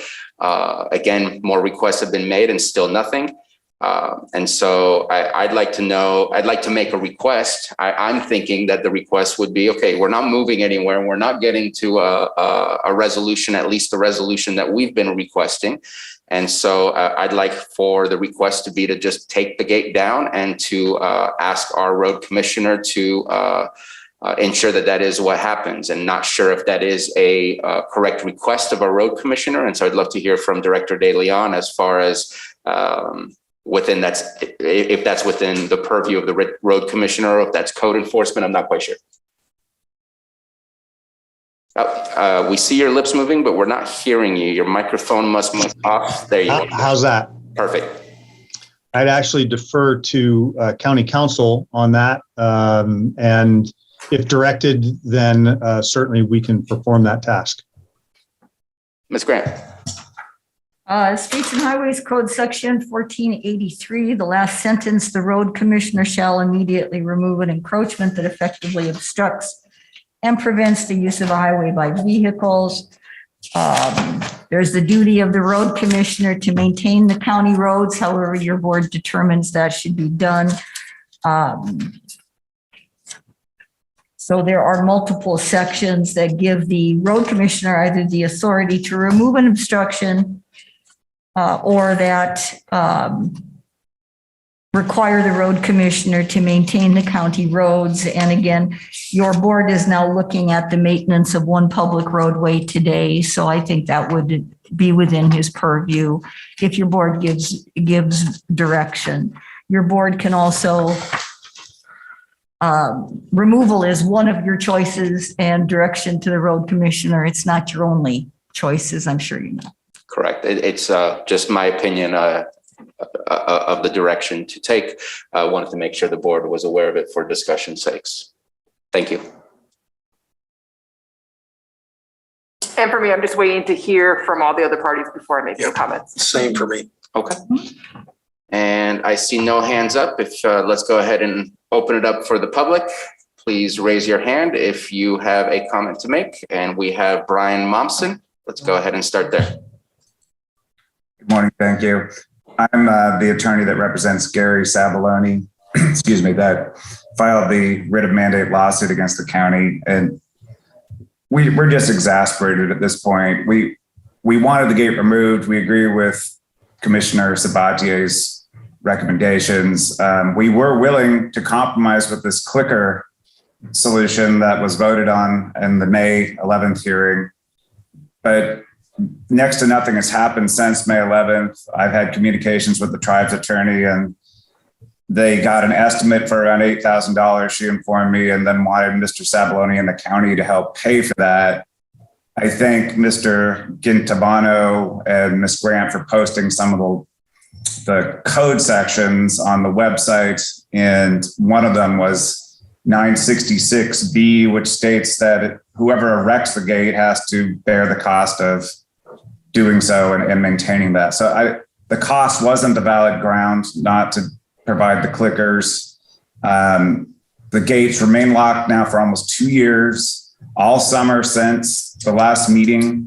There was a fire south of Highway 20 near the Pomo pumps in the summer that was put out in a couple hours, but there were bombers and helicopters pretty close to where this gate is. So this is just a disaster waiting to happen, not to mention an inconvenience for neighbors like Mr. Sabaloni and his wife or senior citizens. It's unfortunate we had to bring the suit, but and council was hesitant maybe to get into that. But I just want to make clear, if this gate is ordered to be removed and it is removed, the suit will be over. And we're not here to talk about the suit. Let's make sure we talk about the topic at hand. Well, she brought it up, and I just want to make clear, if we get an acceptable resolution, there will be next to nothing left to do in the suit. It's unfortunate. And I just want to repeat, we're going to stay on topic and not talk about the suit. In fact, it was brought up by Ms. Grant just for the point to not discuss the suit itself, as that would be a closed session matter. We're talking specifically about the gate and the process in which the board has jurisdiction to make a decision on how we move forward with the gate right now. All right. Well, you have jurisdiction to remove the gate. It's been locked over a county road for almost 2 years. We ask that you do so. I want to make sure I sent a letter, emailed it yesterday morning. I want to make sure that was received and made part of the public record. Yes, that was received. Thank you. And one compromise solution we had was, other than just a flat out removal, is the county has received its license plate reading cameras from the Flock group, and the tribe stated reason for this gate was to prevent dumping and mischief. If one of those cameras were put on either end of Foothill Oaks Drive, and the gate were still removed, then their concerns would be addressed. Mr. Sabaloni is here with me off camera. We'd like to bring this to an end today. It's gone on long enough. Just for the record, I disagree with Mr. Gintabano that this isn't an administrative action, but I'm not going to get into the details on that. I just wanted to put it on the record. We're here to answer any questions, but we'd like this resolved today. And if for some reason it's not, we'd like at least another check-in hearing in another few months. Thank you. Thank you very much. Next hand I see is Chairman Cromwell.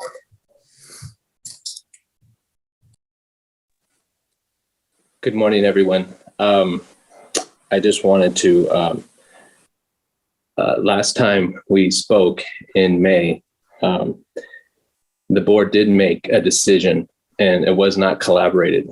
You've given me and our legal counsel 3 minutes, like we're community members, not like we're a government, not like this is a government to government discussion. So in that 3 minutes, we were led to believe we had a lot more to detail the history of it, the reason for it, and the reason for the safety of it.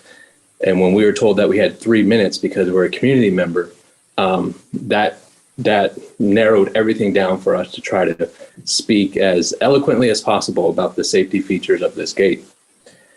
So you said earlier, about an hour ago, that you believe collaboration is needed before decision. And that wasn't done here. Yeah, we did put it off for 6 months. But the way it makes it sound like we didn't do anything when we did reach out to Public Works Director at that time, Mr. De Leon, and his quotes to us were, he wants little to do as possible, and he does not think Lake County should have any role in installation, maintenance, or operations of this gate. So there was no collaboration at that time. The decision that was made that Robinson will do this, Robinson could do that, that was after I spoke. There was nothing that allowed us to go one-on-one, who's going to take care of what.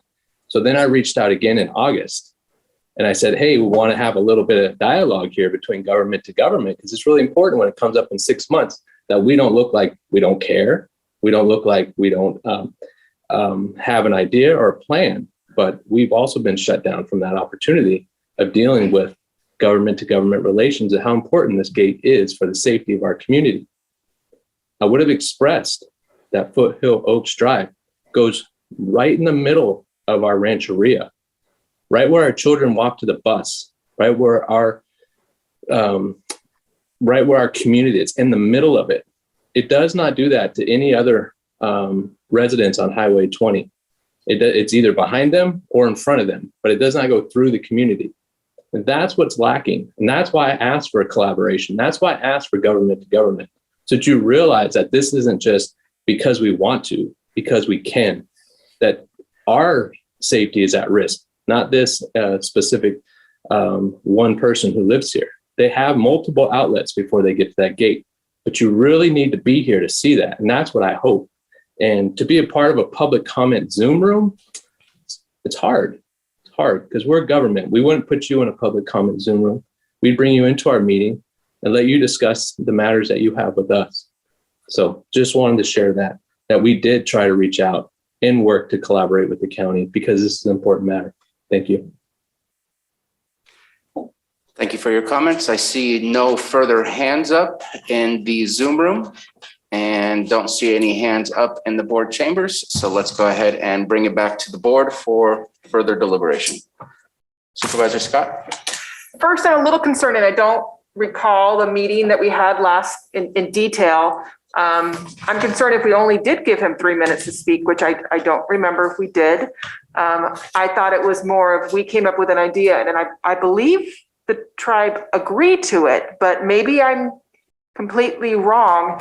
And our meetings are open, so you're welcome to come into the boardroom for this. But I think I would like to go back and make sure I'm aware of really what happened at the last meeting.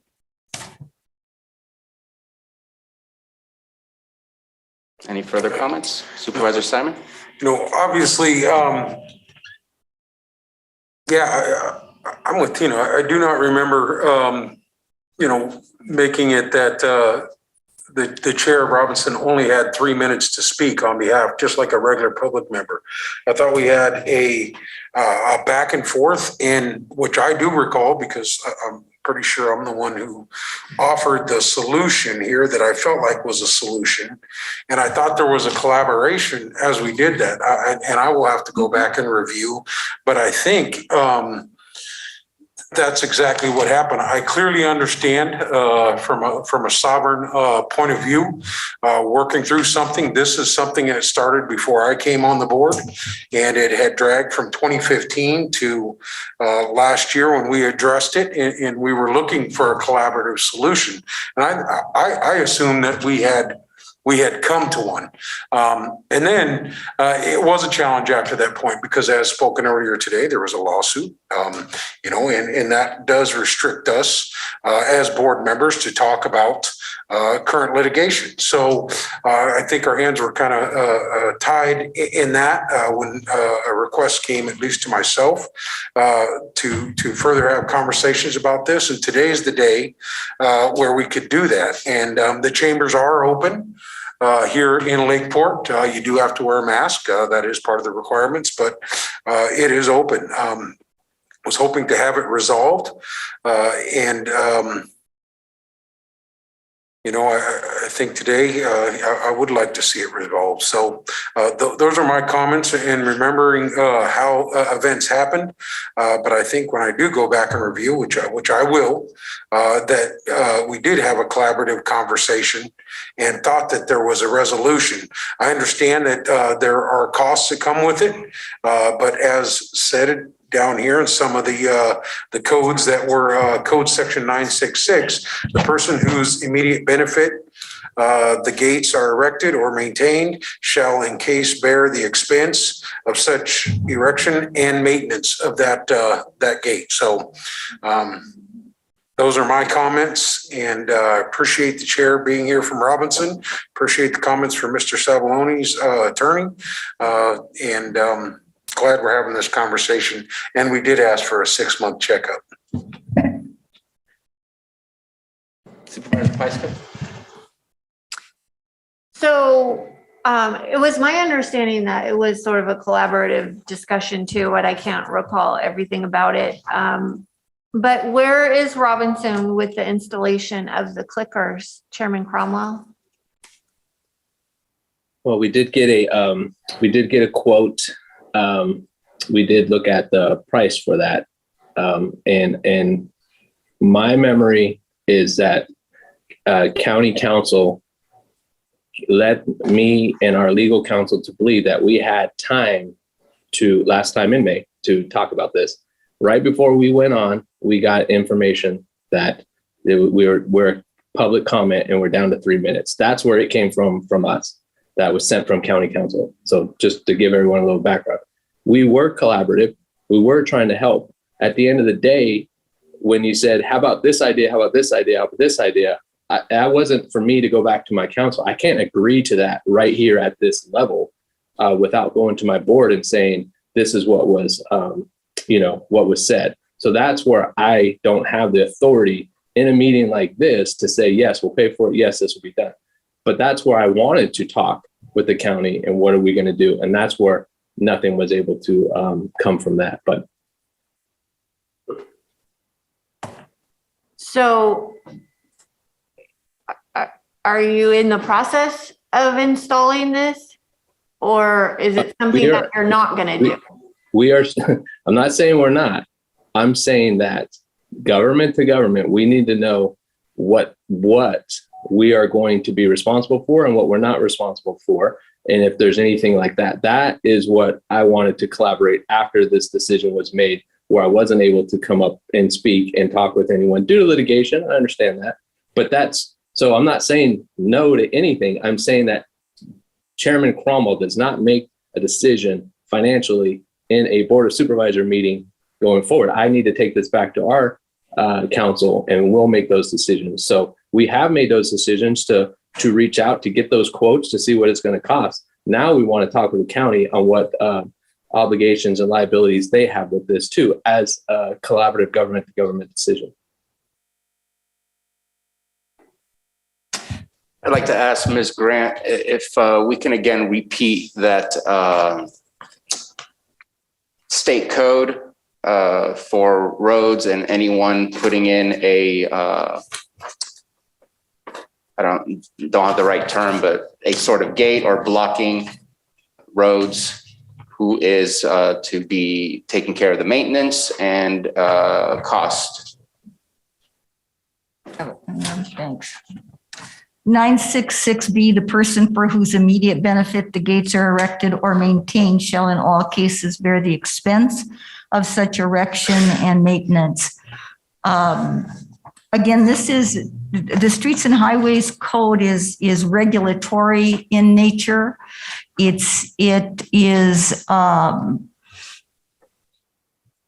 more akin to speeding tickets, those kind of things. It's an obstruction on a county road. I do have a suggestion, if your board would mind listening to it. I think that since Chairman Cromwell has indicated that he has more to say and would like to look toward a solution through further discussion, one of the things that you can do is suggest that the road commissioner go out and look at the site.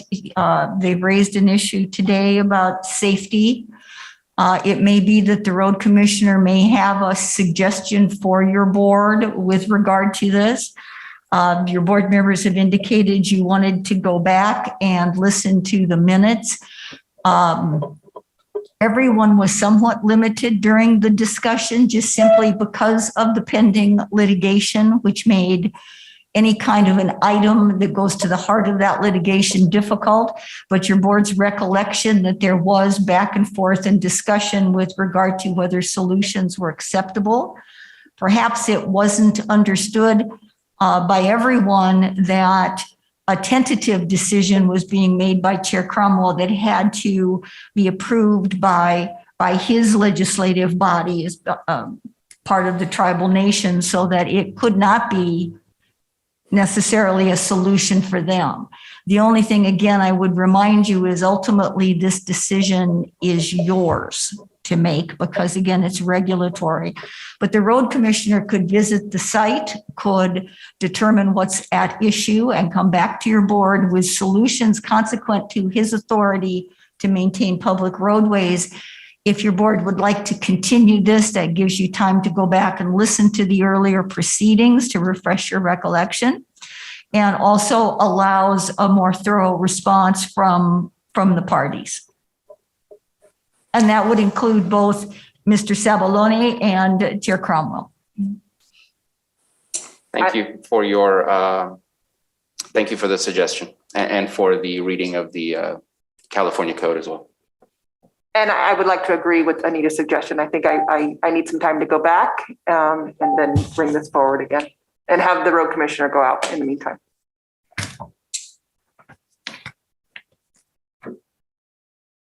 So, am I correct that this has been going on since 2015? As far as dealing with the road closure or the gate? Initial action by your board was taken in 2015. And that was to take down the gate, correct? Or to leave it open? Leave it open, I believe was. Okay.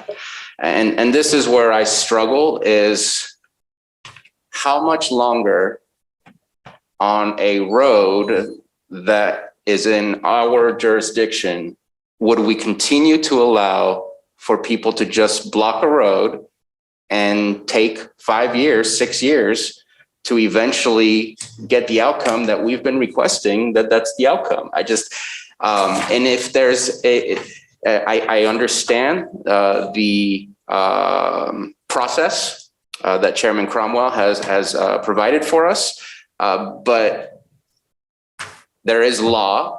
And so I think that's kind of a quick research to figure out who is in charge and who needs to maintain whatever would happen. And that 6 months later is not the right timeline I would like to come back and say, we don't really want to pay for it, or we're not sure. I think those things need to be taken care of. 6 months later, we still have a closed road when we've been requesting that it be an open road since 2015.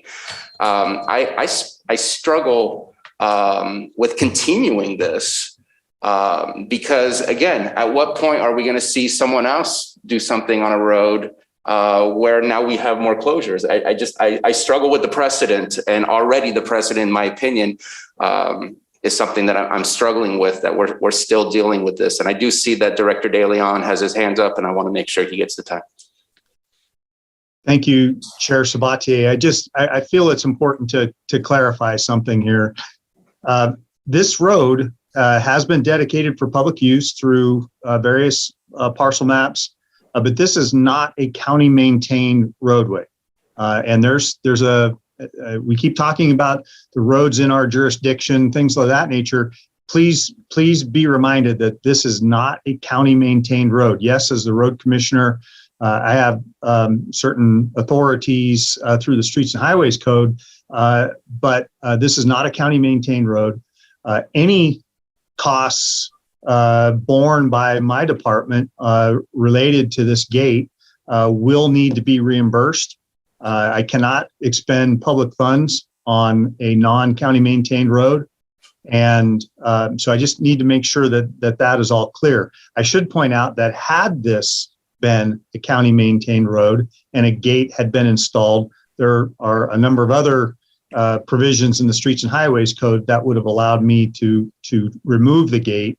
But again, this is not a county maintained road. It is a public road, but not county maintained. I'm sorry to complicate the discussion, but I felt that it's important to make sure that we all understand that. And I appreciate that. And I know that the county maintained road is a whole different discussion, but it is still a county road, just a county road that is unmaintained by the county at this moment in time. Hate having that come out of my mouth, but it is the status, but it is still a county road. Any further comments? And I do see that Mr. Momsen has his hand up, and I feel that you raised your hand due to the fact of a comment made by Chairman Cromwell. I don't want that back and forth. I think if there's a question directly from the board at this moment in time, then I would entertain a comment, but I don't want a back and forth between both parties at this moment in time. Public comment has already been made. So unless there's a board member that has a question directly.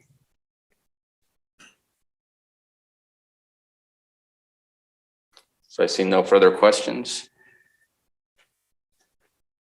So I know that there was a suggestion made by Ms. Grant, and obviously I also offered my suggestion as well. And I think we need to either take one of three suggestions, the third one being to continue this. But if we are to continue this, I would like to request to the board that we do not continue this for 6 months. We can, if you need to revise the video or do anything else, I would suggest that we even try to maybe put this next week if possible, or at the very least in January.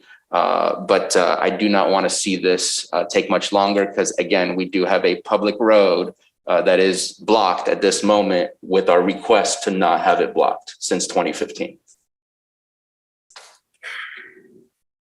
Supervisor Simon?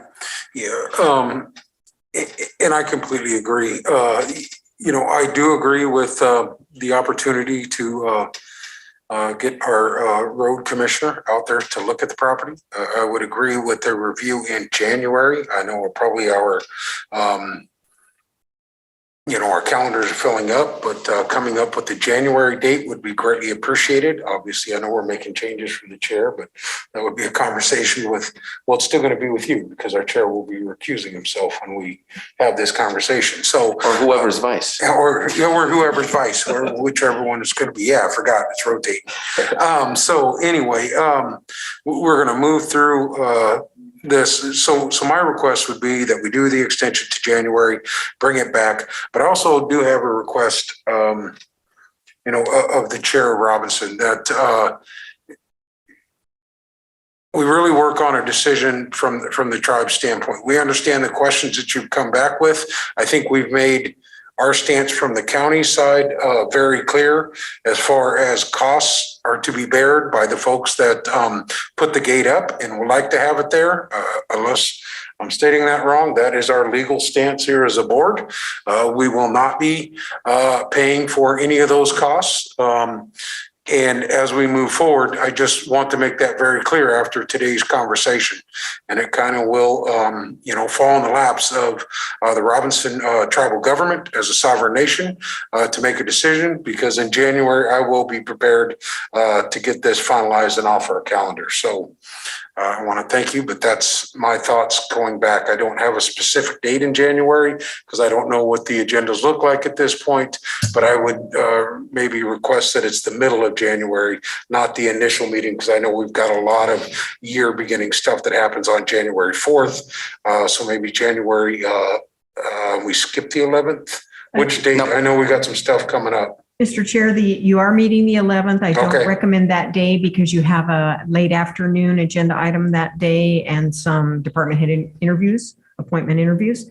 Your board does not meet the 18th because of being attached to the Martin Luther King holiday. You might want to look at the 25th. I was also attempting to confer with Johanna. Because there are no new board members coming on board, staff does believe this could be a go for January 4th, if you wish to put it up that soon. Oh, not enough time for Scott to go out. And Okay. yeah, my suggestion The was 25th? to look at our road 25th, commissioner and other staff members to make sure that they have the time needed to complete this. And do we need to have an exact date? Or could we just say in January, we'd like to see this come back as soon as possible from staff? If your board gives direction that it has to come back in January, it will come back in January regardless. It's not a public hearing, so you need not set it. However, you can if you would prefer to do so. It's totally within your discretion. From my point of view, I think the 25th would work. That would be my suggestion. So postponing this matter and moving it to return on January 25th. And Supervisor Simon, if this is a motion, does your motion then include that the road commissioner will be going out to talk to the parties and assessing the situation and come back with information to your board? Yes. And it is the date of the 25th, perhaps the time may be determined. Are you all right with that? Or do you want to Yes, set? time can be determined, yes. I don't know if that's a clear motion, but that is a motion. And then Chair, So moved. I don't know if you've closed public comment, but there's a hand raised in the boardroom. And in the Zoom room. I apologize if I moved too quickly. And I did close public comment, and I know that Mr. Momsen had his hand up before. I don't believe it's a new hand, but again, I closed public comment, and I think at this point, unless there's questions specifically to the parties, I'd like to continue moving as such. And so public comment has been closed for this item. And so we have a motion. Just a scheduling matter. I can't make the 25th. Sorry. I would suggest that you leave it open. We'd like to see it in January, and that way we can make sure and work that all parties have the ability to. The next date after January 25th would be February 8th. Looks fine from our perspective. Or do you want to inquire if that works for Chairman Cromwell and Mr. Lumps? So trying to move this thing forward, then would the February 5th, is that what you said? The February 5th, or February 8th meeting work for both parties? That'll work for us. Okay, so it's a yes. So we will go for the February 8th meeting. You're amending your motion. I'd like to amend the motion to be stated that the meeting date will be February 8th, 2022 of the Board of Supervisors with time to be determined.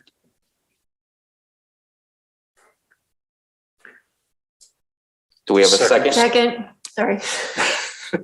We have a motion from Supervisor Simon and a second by Supervisor Pyska. Roll call, please, Johanna. Okay, Supervisor Simon, Yes. Supervisor Scott, Aye. Supervisor Pyska, Yes. and Supervisor Sabatier. Aye. Thank you. Thank you very much, and we will see you all in February.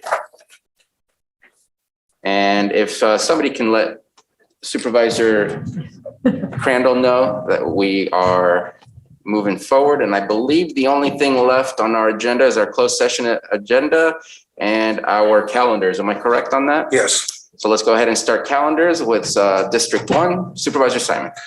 Board meeting today, depending on how long it is. Tomorrow I have the Economic Development Task Force meeting. Also have in the afternoon, we'll be coming to Lakeport for the AVA, Abandoned Vehicle Abatement meeting, last one of the year. On Thursday, I have grand jury. I'll also have in the afternoon a invitation for our home hardening project, which they'll be here all day on the 16th. I appreciate Supervisor Pyska. She'll pick up the morning and I will be there in the afternoon.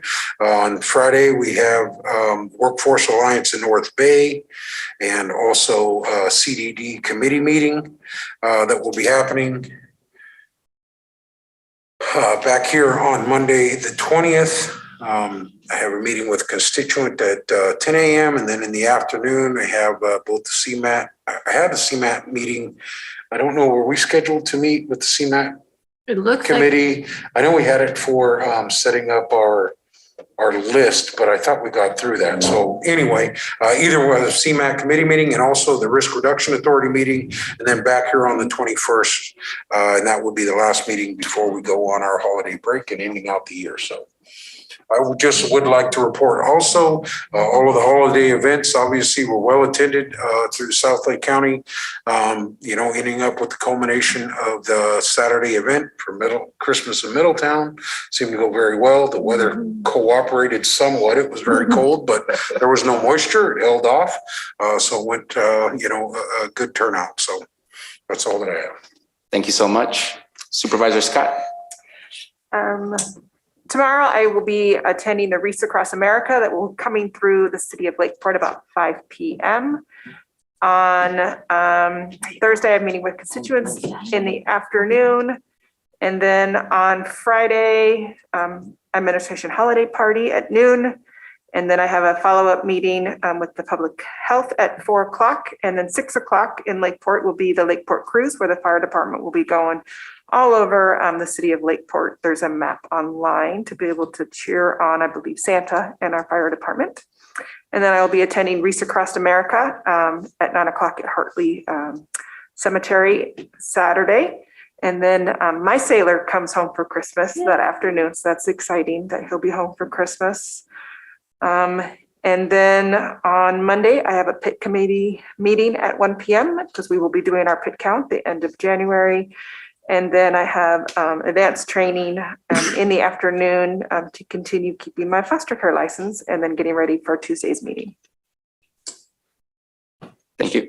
Mr. Chair, I apologize. I will also be, master of ceremonies at the Middletown Wreaths Across America. It wasn't on here and I went right through it, but we'll also be doing that in Middletown. So just in case you stressed out some people, they know you. I apologize, Will, for not making that statement. I missed that on my calendar. So we'll be running and I just must say it's an honor every year to do that we're honoring those that have sacrificed so much. So it is. So thank you. We have a redo. I also wanted to add that Susie Q's Donuts is selling these coffee mugs for $50 and you get a ticket into a raffle to win $1,000 worth of raffle prizes. And all the donations go to the K-9 unit here in Lakeport. So it's a great cause to make sure that we keep our K-9, our new K-9 here in Lakeport. Thank you for the addition. Supervisor Pyska. Okay, so tomorrow morning, I am having my interview with the Blue Zones. And then I'm gonna be out all afternoon with Scott DeLeon with my tour for Public Works. And the home hardening tour will be, I'm going to start at 9 a.m., meet up with Supervisor Simon in the afternoon, go until the late afternoon, and then I've got the Cawberry Council meeting in the evening. Friday morning, the Workforce Alliance Governing Board meeting, then I'm going to be here for the holiday party, and then we'll have CDD committee meeting in the afternoon. Saturday morning, I will be at Wreaths Across America at Middletown Cemetery with Supervisor Simon. And there's also a trail building day in Boggs. And this is the perfect weather for me. I love being out hiking and biking in the wintertime. It's my big season for that because it's nice and cool. So I encourage everyone to get out there during the holidays when you have some time, because we have amazing trails. And if you haven't been to Boggs and checked out the trails, you're really missing out. It's a great time, especially when there's a little snow on the ground. Monday, I have my meeting with Carol. We have the CMAP meeting and then the RRA, and then back here on the solstice for our 21st meeting. Thank you. Vice Chair Crandall. Tomorrow morning, I have the North Shore Business Association via Zoom agenda review. After that, should be at 9 or 9:30. I think it's 9, right? Yes, ma'am. West Region Town Hall tomorrow night at 5:30. Let's see. Thursday, I know there's something in the morning. I just didn't. I think I'll probably tune into some of the Planning Commission meeting. But then we have the Business Growth meeting at 11. Friday, I'll be attending the holiday party here. I have another meeting. I think it's in Upper Lake with citizens. December 18th. I'm trying to find out more about, because I know one year I had, in request of Supervisor Simon, went over to Reeds Across America and did the ceremony there. I want to see what Upper Lake's doing. I'm pretty sure they have something, because I remember when I went to that, I had missed the Upper Lake one or something like that. So I want to make sure I'm going to be trying to do something at Upper Lake. You can always join me at Hartley if there's something in Upper Lake. Either that or I can just go to Hartley, because there's a lot of people that go there too. So either or. After that, Christmas in Lucerne from, I think it's 4 to like 8. So right off the highway where by Euro Bistro, they have rehabilitated that area. They usually have Halloween parties and all that for the community. This one's a Christmas party, and it's supposed to be a really nice one. So we'll be attending that on Saturday. Monday, meeting with the CAO, and I'm not sure exactly what time the holiday raffle is for the NAACP. Supervisor Sabatier, I just know that I have it listed on my calendar to go to that as well. Okay. And back here on Tuesday. I think I have it on my calendar. Let's see, where am I here? Closed session is probably going to take the majority, or at least the majority of our afternoon. But tomorrow, looking like that's when we'll be doing our agenda review. I have a couple of things all mixed in together. We will have the Economic Development Task Force coming together on Wednesday. It's been a while since we've done that. And then also, once that's over, I'm going to be going by the American Legion in Clear Lake to check out the mobile outreach stand down happening there to support veterans. We have our AVA committee meeting in the afternoon. And if that ends early, which it's been a while since we've met, so it may be a little longer than usual, then I'll be able to head into the Clear Lake marketing committee that will be happening there. On Thursday, joining Supervisor Crandall in a conversation with Lake EDC, having a conversation with the folks from Blue Zones as well. That was here this morning. Goodness gracious, why am I clicking everywhere? Getting on a CSAC call in the afternoon just to get an update on what's happening, and things are changing in the state of California. So I'm sure there will be a drastic update then. And also earlier, there will be a special meeting for the City Council of Clear Lake that I'll be joining them at 2 o'clock instead of their usual late night 6 p.m. meeting. On Friday, are we still set for meeting with Pat Blockwell on that day? You know, I'm glad you mentioned that, because I don't have it on this calendar, but I already set up a meeting with them Friday a while back. You got pushed back till Friday, right?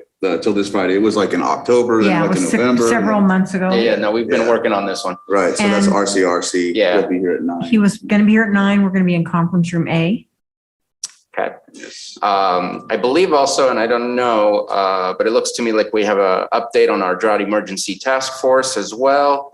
The early morning one And then I will be coming by to join some of the festivities here that our staff will be conducting. I just want Great. to show my appreciation for our staff and take part in that before I have to run away to my next meeting. Meeting with a lady that I just met over at Judge's Breakfast last week, who is looking to do some work on our lake to help clean up the lake. I know that I've connected her with our water resources to make sure that those conversations are not overlapping, but are more done in a collaborative way. And just getting the chance to meet her in person and having a conversation and seeing how we can work together and what's the possibilities. We will also be having a syringe exchange program committee follow-up later that afternoon. And I think that's kind of dependent on if all the data was able to be pulled together. And so we'll see if that happens. And then on the 20th, looks like I'm pretty empty at this moment, other than meeting with my usual CA. I have you twice on my calendar. Usually I don't meet with you twice on Monday. So it's either going to be our normal time or for some reason I have you at 11:30. We moved it up because you you were going to another event at 2 p.m. that day. I believe it was it the NAACP event? Yeah. That's weird that I don't have it on there for some reason. Wasn't that at 2? Yes, that's the one we needed. And so I moved our time up to 11:30. You know, it's probably one of my, My time too, because I'm going to that. You're going to that as well? that was Okay. probably my phone Sure. mistake by putting it in my phone, and it probably went under a different email than this one. So I'm glad that I asked about that. And then preparing for our meeting here on the 21st and coming in on the 21st for our last meeting of this year, which is exciting because that means the holidays are upon us. Do want to say also in the same line as Supervisor Simon, really happy about the festivities that have been happening for the holidays. I know that I was helping out the Clear Lake Rotary in handing out food. I did not hand out any food. I was asked to do traffic, which at first I thought was great that I wasn't asked to be in the kitchen. It was freezing, but a good thing, great needed service. We know that people during the holiday season, those who struggle that much more during the holiday season, and to try and bring some kind of light into their life, I think is just something that's amazing to do. And so happy that I got invited and was able to partake in that. I do have to admit that yesterday I did not go to my PEG board meeting, and I apologize to the board for not going. But my son was part of the Christmas concert that was happening at Lower Lake. And I overheard during the concert that Lower Lake received 1.6 million, I think it's around there, just for the arts. And so looking forward to how that will be spent to enhance the arts over at Canocta Unified School District. And very proud of all of the youth that took part in the concert yesterday.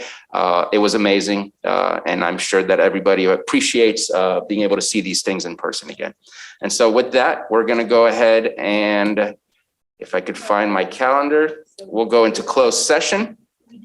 And before doing so, we will take a 10-minute break. But our closed session, 8.1, Public Employee Evaluation, Agricultural Commissioner. 8.2, Public Employee Evaluation, Child Support Services Director. 8.3, Public Employee Evaluation, Public Services Director. 8.4, Public Employee Evaluation, County Librarian.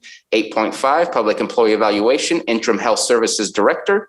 8.6, Public Employee Appointment pursuant to Government Code Section 54957B, Appointment of Public Health Officer. 8.7, Conference with Legal Counsel, Existing Litigation pursuant to Government Code Section 54956.9B1 in regards to National Prescription Opiate Litigation, MDL number 2804, case number 17-MD-2804. We will be taking up, is it 8.7? We would like to take up 8.7 first. We will take 8.7 and then we will, what time do you think we will read? Ask you, when would you like me to have the department heads queued up, because we can contact them and let them know?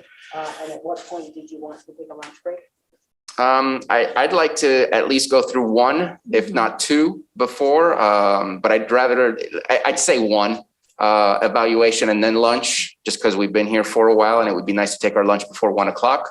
I would say, how long do you think our 8.7 will last? I would think 10 minutes, maybe 15 minutes. Okay, that's what I was thinking. So we'll come back at 11:25. We'll do our 10 minutes. I'd say 11:50, 11:50. For the Yeah, Ag Commission, yes. yeah. We'll do. And then we'll do up the rest after your lunch break. Perfect. And with that, we will take our break and come back in closed session. Thank you, everybody, for joining us today. All is good to go? All right, so welcome back. We have come back into our open session and we have action coming out of closed session, Vice Chair. Yes, there is action coming out of closed session in regard to the National Prescription Opiate Litigation, Multi-District Litigation number 2804, case number 17, MD 2804. I'd like to make a motion to approve and sign the settlement participation form of the Janssen settlement for the County of Lake. Second. We have a motion from Vice Chair Crandall and a second by Supervisor Scott. Roll call, please, Johanna. Okay, Supervisor Simon, Yes. Supervisor Crandall, Yes. Supervisor Scott, Aye. Supervisor Pyska, Yes. and Supervisor Sabatier. Aye. Thank you. And then I have another motion, Mr. Chair. Mm-hmm. I motion to approve and sign the proposed California State Subdivision Agreement regarding distribution and use of settlement funds, Janssen settlement. Second. We have a motion from Vice Chair Crandall, a second by Supervisor Scott. Roll call, please, Johanna. Okay, Supervisor Simon, Yes. Supervisor Crandall, Yes. Supervisor Scott, Aye. Supervisor Pyska, Yes. and Supervisor Sabatier. Aye. Thank you. Mr. Chair, I'd like to motion to approve and sign the settlement participation form of the distributor settlement for the County of Lake. Second. Motion from Vice Chair Crandall, second by Supervisor Scott. Roll call again, please, Johanna. Okay, Supervisor Simon, Yes. Supervisor Crandall, Aye. Supervisor Scott, Aye. Supervisor Pyska, Yes. and Supervisor Sabatier. Aye. Thank you. Mr. Chair, I'd like to motion to approve and sign the proposed California State Subdivision Agreement regarding distribution and use of settlement funds, distributor settlement. Second. And we have a final motion from Supervisor Crandall or Vice Chair Crandall and a second by Supervisor Scott. Johanna, roll call, please. Okay, Supervisor Simon, Yes. Supervisor Crandall, Aye. Supervisor Scott, Aye. Supervisor Pyska, Yes. and Supervisor Sabatier. Aye. Thank you. And that concludes that item. Thank you very much for bringing to staff for bringing us back into open session. And with that, we will continue our closed session and our open session is closed.